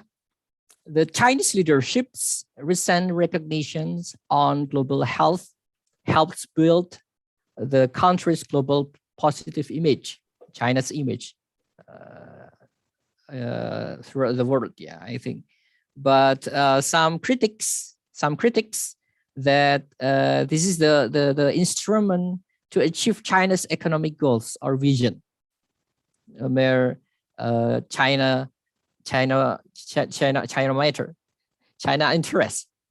Okay, not really the principle of building global community of health for all. Do you have any views on that, Professor, about these critics? Thank you. Thank you. The question from Radha Amania. Thank you for your question. I think China's involvement in global health governance recently indeed built the country's global positive image. And China Chinese President Xi Jinping initiated the principle of building a global community of health. For war, I think this concept is a beautiful concept. Is initiated by statesmen. At the same time, most of the donations are provided by Chinese corporations, Chinese enterprises. So why why Chinese enterprises are willing to provide donations at a short time pay force? I think the reason is that the Chinese corporations indeed, such as Alibaba, Huawei, BGI, Genomics, Tencent, and Venture, yes, why they made notable contributions to global fight against the coronavirus. I think they also want a good image of their enterprises. At the same time, they look forward the longer future, the long term. They look forward the long term interests of the enterprises. There is an historic implication from Japan. After Second World War, Japanese government initiated the official development assistance, ODA. The ODA on one side built Japan's global positive image, especially in Southeast Asia region. On other side, it provides plenty chances for Japanese enterprises to do business with Southeast Asia countries. So I think this China also learned the implications of Japan's experience in 1960s, 1970s. Yeah. So the more important is how to accommodate short-term payoffs and long-term interests of enterprises. I think if the global economy, in the situation of global economy recession, there is a very small number of enterprises can make profits, but if Chinese enterprises do some to do some things to donate to help the other people, other countries' people, it will help the global economy return to be a state of prosperity. When in that situation, I think the Chinese enterprise will make the profits in the other countries to get a win-win situation. So this is my argument. Thank you. Okay, thank you, Prof. Chi. I think it's simple to say that if we do something good deed, then people will think that we are a good person. Okay, I think that's makes sense. Yeah. All right. Back to Professor Aspinall. We have a nice question from Mr. Dias Pabiantara from Centrius. Professor Aspinall, what do you think of the success story of woman-led country such as New Zealand, Taiwan, and Germany in responding, arguably, the first and second wave of COVID? Do you think that the contemporary democratic structures respond better to the woman leadership? Thank you. It's a good question. And yeah, I mean, I want to say yes, but I feel that we don't yet really have enough evidence, partly because the number of countries in which there's a woman leader of government or a woman head of state is still quite low. So, I mean, that's part of the problem, right?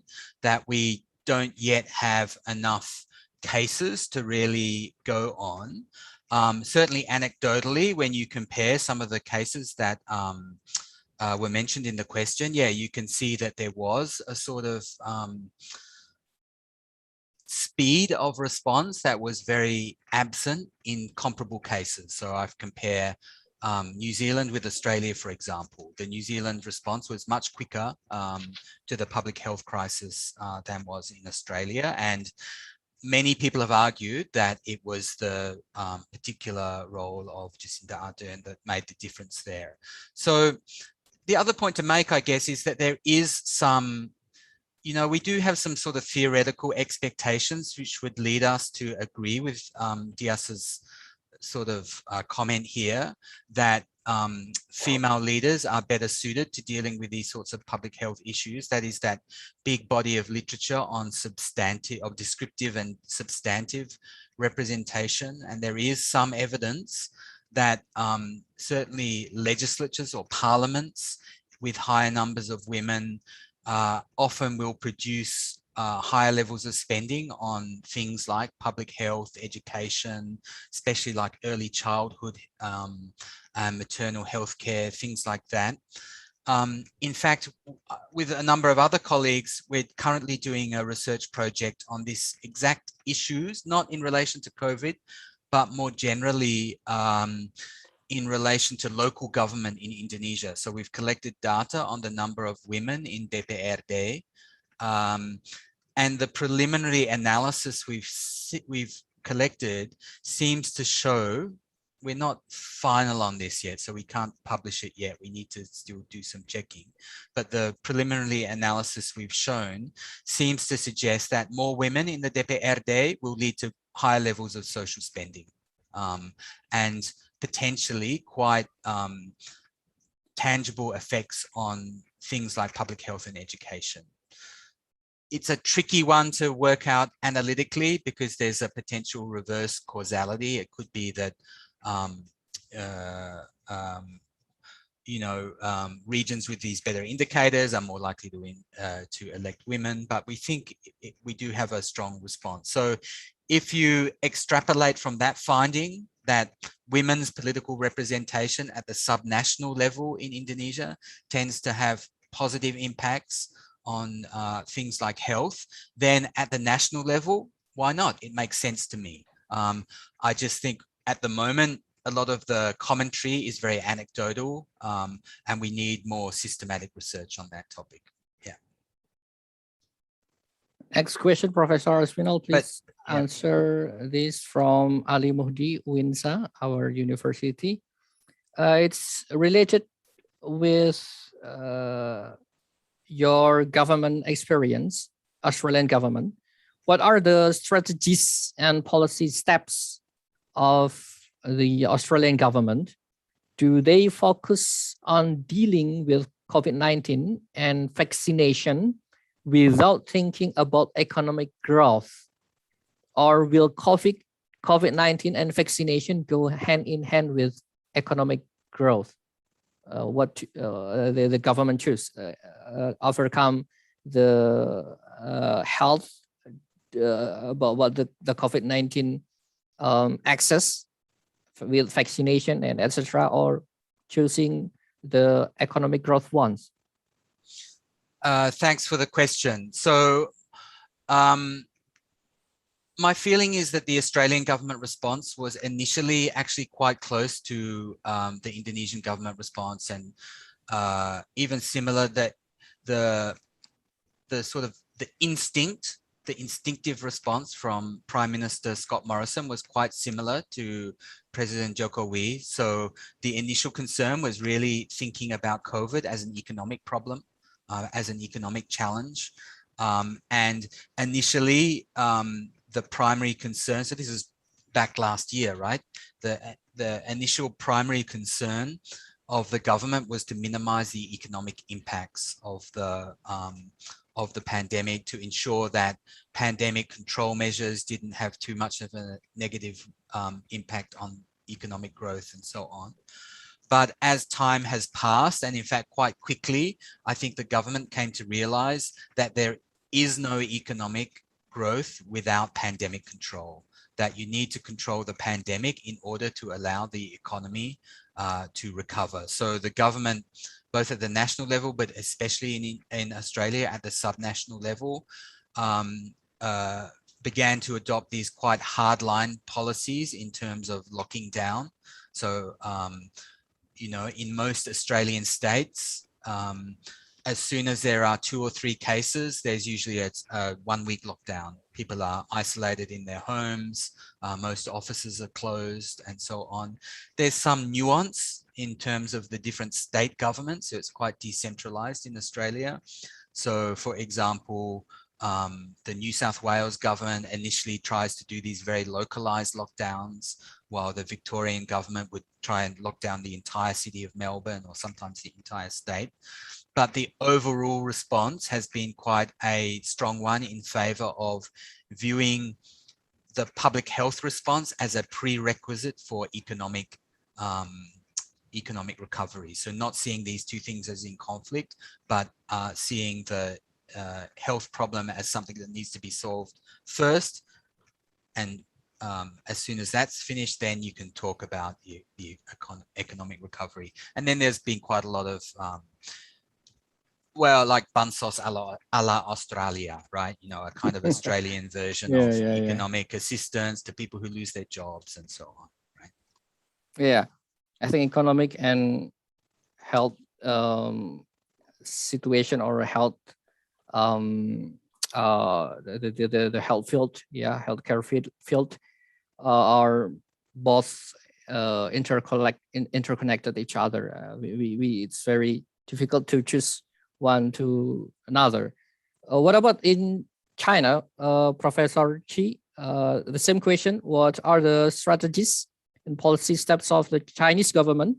Do they focus on dealing COVID-19 outbreak with vaccination, with healthcare, overcome with healthcare policy, without thinking about the economic growth, or hand in hand?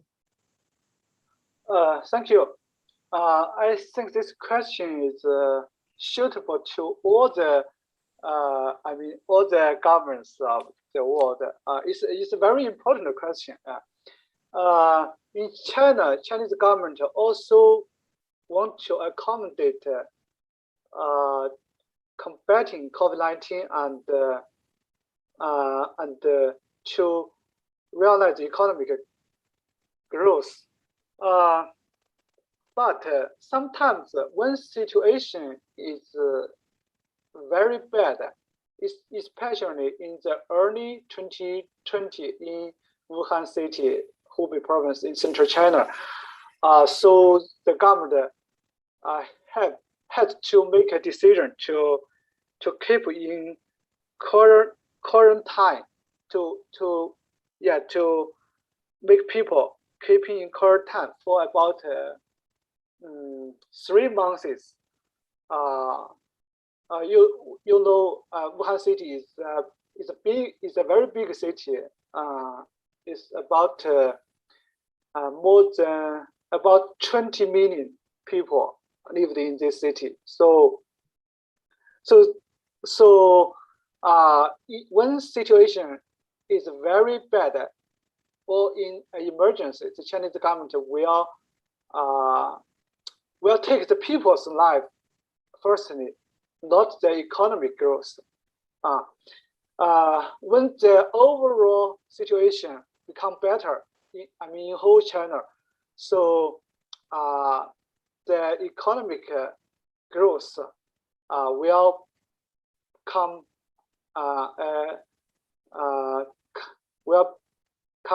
to it's better. We have a better situation to develop the economy. So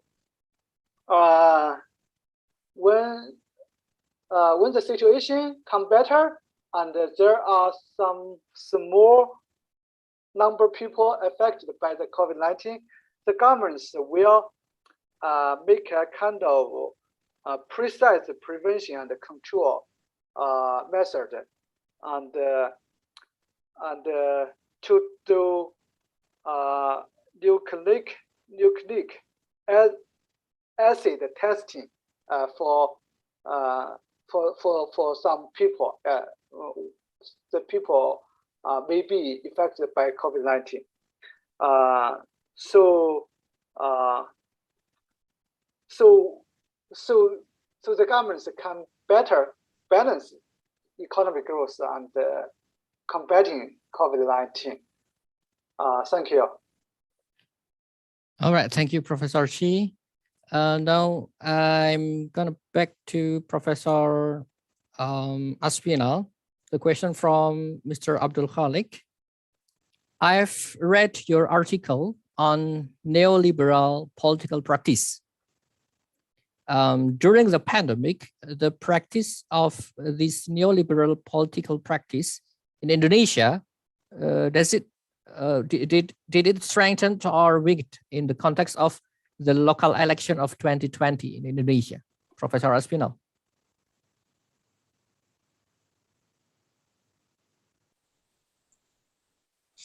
Yeah, it's a good question, actually.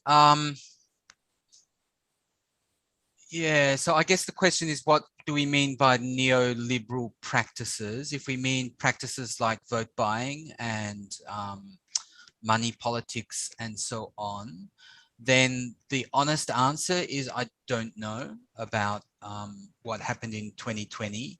The problem is that this is a form of research that really requires you know, face-to-face interviews and ethnographic research methods, which weren't really possible at that time. My overall impression is that there's nothing stopping this trend towards the sort of monetization of politics at the electoral level in Indonesia. So we would expect the trend to continue, whether 2020 was, you know, going up even more quickly, or maybe it was sort of slowing down briefly. I think the general trend line is for continued intensification of this sort of practice. So I feel I can't give you a really satisfying answer to that question, but I think the overall direction of travel is clear. The overall trend is clear. Yeah. Okay. Thank you. Next question from Erian Ramadhani from Binus University, Jakarta. Professor Aspinall, based on the surveys you presented, does satisfaction with the national government indicate the level of public trust in the way the pandemic has been dealt with? How do you explain the staggering results from Indonesian survey, considering a number of government blunders, yeah? For example, social assistance or bansos corruption? It's a good question. And so that, for me, one of the big sort of riddles of this survey is this big gap between satisfaction with the government, which was quite high, and that view amongst most respondents that the government should have done a better job. So we know that there's a lot of you know, disappointment with, yeah, exactly the sort of the scandals like the bansos corruption scandal and so on, and dissatisfaction with the handling of various aspects of governmental policies. But that didn't really become reflected in the responses in the survey, especially when we compare to other countries. So it seems that there is a, I don't know how to put this, and we haven't thought it through properly, so I'd be interested to hear what other people think. But it seems that compared to neighboring countries in Southeast Asia, with maybe the possible exception of Singapore, there's a more sort of accommodating or flexible attitude on the population towards mismanagement on the part of government. So there might be, it might be an issue of low expectations. So people feel that, well, the government didn't do a really good job, but we didn't expect the government to do a good job anyway. So yeah, I'm satisfied, right? So that might be one problem, but that might be one explanation, because, and that would be consistent with other survey results we've seen in the past. For example, we know that when asked about their satisfaction with public services like healthcare, education, and so on, Indonesian responses tend to be quite high, like to show quite high levels of satisfaction with healthcare and education services, even though when you look at it objectively, say compared to Thailand, that the quality of services in a country like Thailand is higher, but the satisfaction from Indonesians is higher. So again, it might be an issue to do with low expectations from government, that people are just not used to having really high standards of service or responsiveness for government. So it's like there's this almost like sikap pasrah or something, right? You know, that people accept that the government is maybe not going to perform that well, and well, that's okay. So one of the things we want to explore as we look into these results more is also this religious fatalism question, right? So maybe it's also connected to religious attitudes, that people who see the pandemic as being sort of out of the control of human agency are more likely to think that the government, to be satisfied with the government. And we think there does seem to be some validity to that argument as well. So yeah, thank you. I think the results are quite staggering also. So that's from Erian Ramadhani, right? Yeah, so I agree with you. It's quite an interesting result, especially when we compare Indonesian results to the other countries in the region, where you see the respondents in the Philippines, for example, are much more critical of their government. So it might be also something to do with different sort of political cultures in the different countries. Thank you. Okay, thank you. Back to Professor Huaigao. If in the research of Professor Aspinall, he found that the tendency, more authoritarian government, like what did China government and some extent Philippines under Duterte, tend to more effective in overcoming the COVID-19 pandemic. In the questions posed by Arian Ramadhani from Venus University also, Professor Key, in the other way, not labeled as the authoritarian regime of the Chinese government, but is it the public trust? Yeah, the public trust that kind of the keywords, the key factor of the Chinese governments in the successful of the overcoming of the pandemic? Thank you for the question, Ramadhani. Ramadan, sorry. First, I'd like to say, from most of Chinese people's opinion, Chinese government is a kind of democratic government, not authoritarian government. Yeah, the Chinese people's opinion. Yeah, and public trust is a key factor in Chinese government's success in overcoming the pandemic. Is very true. Why Chinese government can get the public trust from Chinese people? I think there are some reasons. First, the ruling party, the Chinese Communist Party, take a very important concept to let people's living first, or keep people's interests first, not the CCP's interests. So we can see that in the 100th anniversary of CCP in this year, in this July, so many Chinese people think the CCP has done wonderful things. Yeah. So especially on the poverty reduction. So that's why the Chinese government can get the public trust, and some and the Chinese government uses some technologies such as the big data statistics, and use the precise prevention and control by keeping in current time when the affected people's number is rising when that time. So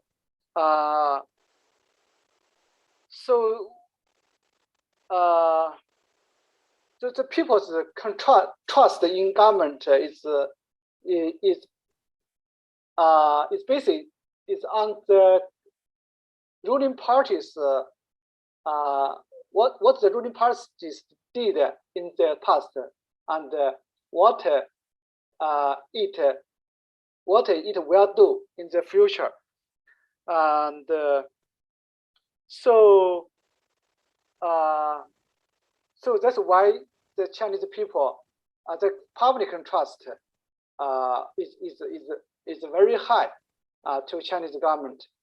But at the same time, I wanted to see the Chinese government should do more things to protect personal information. I mean, if we use the advanced technology in the field of massive data statistics, so some big companies, some big enterprises of IT, this enterprises can get the information, the personal information.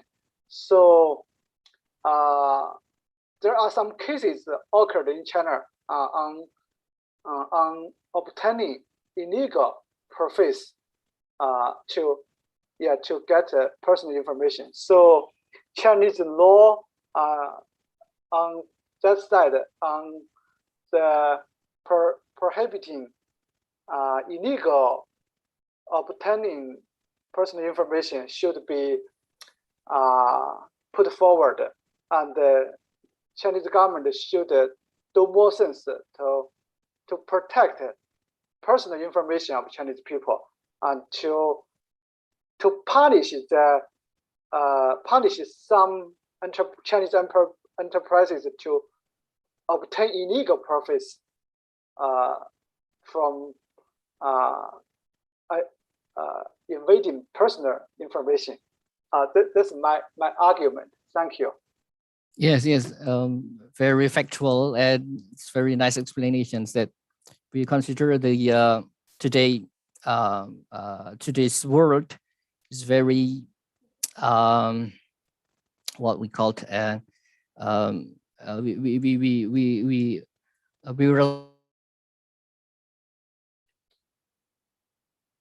we know the terminology of the e-governance, and it's very beneficial for getting the public trust. Yeah, I think that's the good experience from the Chinese government to overcome the situation and getting public trust from the people of China.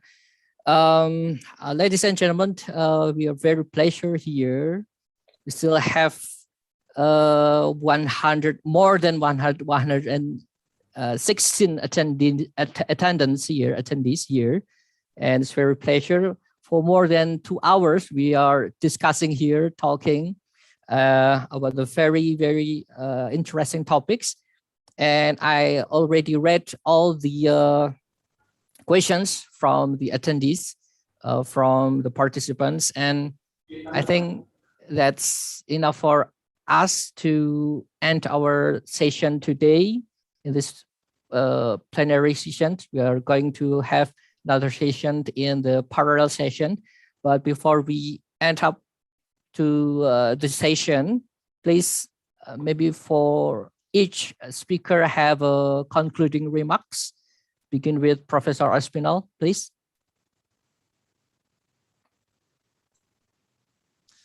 Thank you very much for the opportunity to speak and share some of these initial findings. And thank you to the participants who put forward such great questions. Sorry if I couldn't answer them all.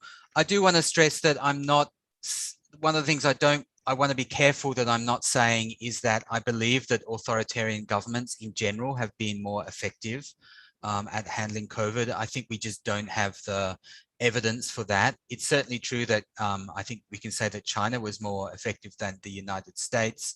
But as I mentioned at the beginning, there were many authoritarian governments that have not been, that were quite ineffective at dealing with COVID, and quite a few democratic ones that have been quite effective, including countries like New Zealand, which were mentioned by one of the questioners. So, I mean, I think it's too early for us to draw really clear conclusions about that particular question. And I think we can say the same about so many other aspects of the pandemic and its relationship with politics that we've been discussing during this very stimulating session today. So the big sort of message I want to leave on, I think, is that even while we're still in the middle of this pandemic, and I know how bad things have been in Indonesia recently for many friends in particular who've lost family members and loved ones, my heart really goes out to all friends and colleagues who've been in that situation. But even in Australia right now, Australia has had quite an effective response to the COVID pandemic, but right now, especially in the city of Sydney, now that the Delta variant has arrived in Sydney, it's being suppressed but not eliminated. So for most of the last year, the goal of Australian policy has always been to try to eliminate COVID. So in my particular city, in Canberra, we've had 0 cases for more than 12 months. But right now, it seems even in Sydney, in the city of Sydney, it seems the pandemic is not out of control, but it's not under control either. So that should be a lesson for all of us, I think, that as social and political scientists, as we try to understand the impact of this pandemic on society, on culture, on political movements, on political structures, on government, on politics, that we have a huge agenda ahead of us. So I salute everyone who's been trying to examine some of these topics in their own research papers, very interested in that paper on civil society, for example. I think we have a huge agenda ahead of all of us, and I look forward to learning more about your own findings and wish you all the best as you go ahead as researchers trying to understand how COVID-19 has changed the social and political world we live in. So once again, thank you very much for the invitation to speak here today. It's a great honor for me to speak to a conference at Sunan Ampel. It's a great university. I have many great colleagues and friends who are associated with that university. So thank you, and I wish you all the very best for the rest of the conference. And thank you, Pak Kobit, for your excellent moderation. Thank you. Thank you, Professor Aspinall. Now, Professor Huaigao, please give some thank you, concluding remarks. moderator. COVID, thank you for the questions, and it's my great pleasure to share my arguments here, from all of you. I remembered that in July 2019, my colleagues and I visited your university, State Islamic University of Sunan Ampel, Surabaya, which we have a very excellent experience here. Yeah, and I remember Professor Muzaki, Professor Amania met with us. Yeah, we talk about situations, some issues on international relations. My university, Fudan University, set a initial Fudan Indonesia initiative in 2018, in 2019, it was chaired by Dr. Xue Song. She is an excellent Chinese expert on Indonesia studies. So with Dr. Xue Song, Fudan, and Dr. Xue Song and her colleagues, Fudan University want to have a very close relationship with State Islamic University of Sunan Ampel, Surabaya, and my Institute of International Studies also want to have a very close relations with faculty of social science, social and political science. Yeah, with your institute.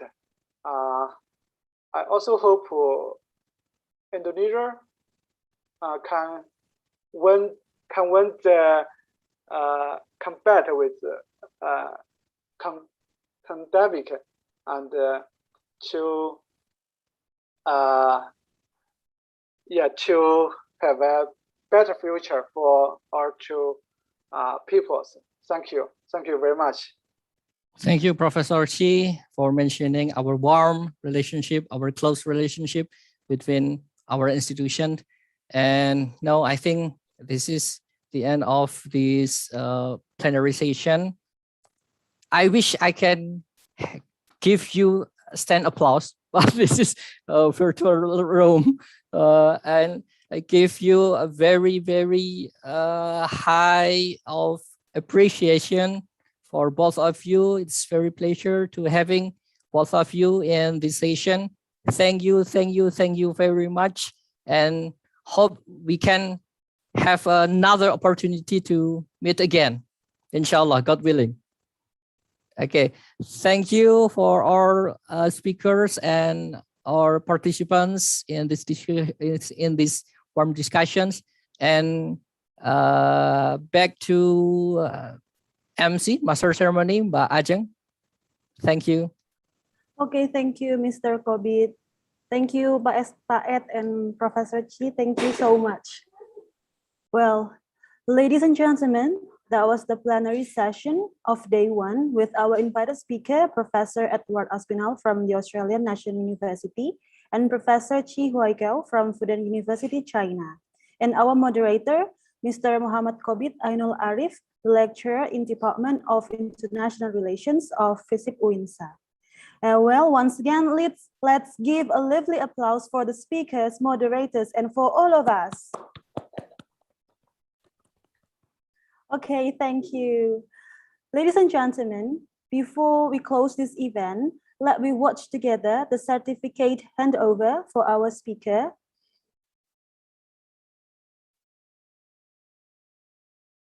Okay.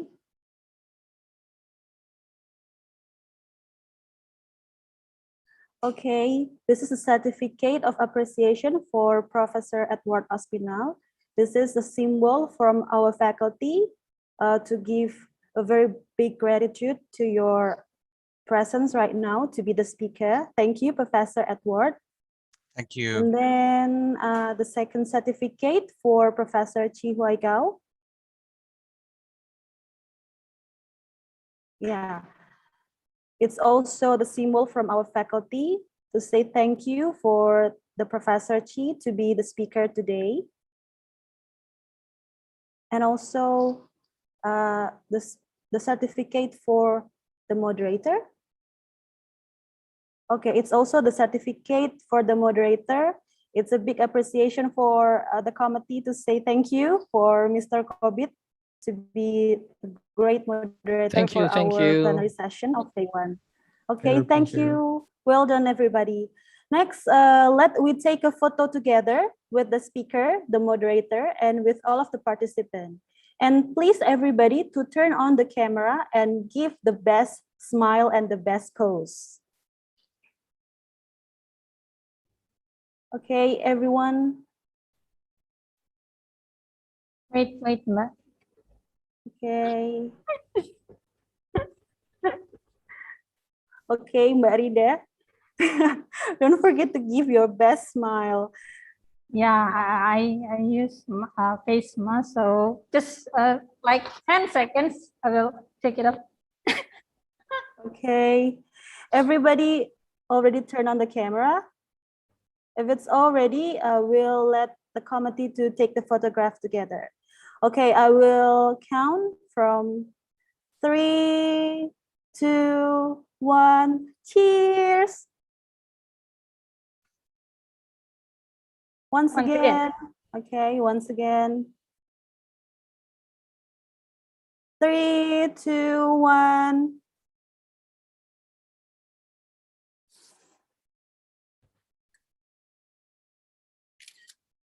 Okay, thank you, everyone.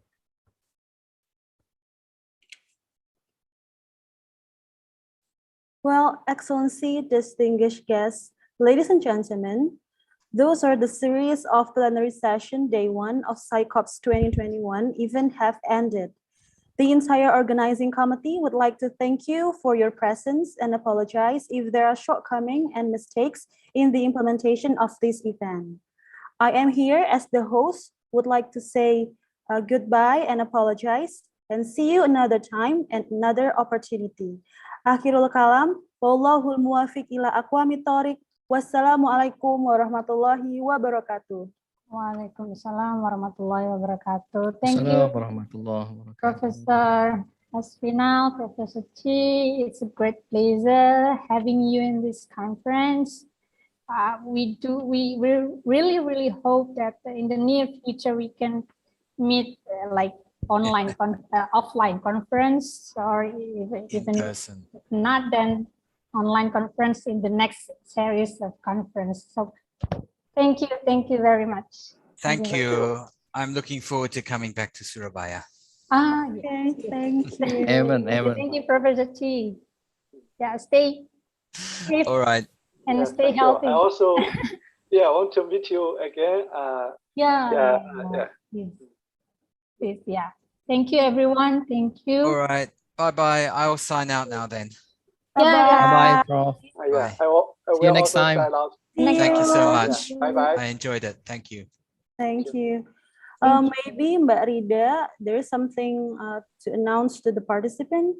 Yeah, after this, we're going to proceed to the parallel session, but it will start at 1 p.m.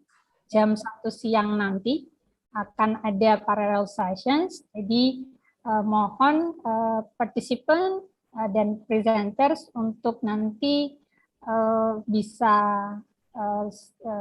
join kembali dengan kami, yaitu minimal 10 menit sebelum jam 1, yaitu 12.50 begitu, sehingga karena ini dijadwal adalah break time. Jadi ada break time 50 menit, mungkin lebih dari 50 menit ya, jadi kurang lebih 1 jam. Nanti ada break time bisa di sini, lalu kita kembali lagi di link yang sama. Kalau misalnya Bapak Ibu ingin memutuskan jaringan dulu lalu kembali lagi, bisa melalui link yang sama. Lalu nanti akan ada pembagian rooms, yaitu karena kita akan melakukan sesi pemaparan artikel dari para peserta penulisan artikel di SAICoPSS ini yang luar biasa, dan nanti akan ada 3 rooms yang bisa Bapak Ibu pilih untuk ikuti. Seperti itu, Mbak Ajeng. Oke, terima kasih Mbak Rida. Kalau begitu Bapak Ibu sekalian, sekarang kita bisa break time. Nanti kita akan ketemu lagi kurang lebih jam 1 siang, begitu ya? Jam 12.50 mungkin ya. Oke, Pas 1 jam ya. 12.50. Pas 1 jam. Oke. Oke, kalau begitu kita akan ketemu lagi Bapak Ibu sekalian di pukul 12.50. Oke, Terima terima kasih. kasih. Boleh dibiarkan saja karena ini tetap akan terkoneksi ya. Jadi monggo ditinggal dulu untuk sholat dan istirahat dan sebagainya karena ini akan tetap terkoneksi, tetapi yang ingin keluar boleh nanti akan masuk lagi dengan link yang sama. Begitu, terima kasih Bapak Ibu. Ketemu lagi jam 12.50 insya Allah. Terima kasih. Assalamualaikum warahmatullahi wabarakatuh.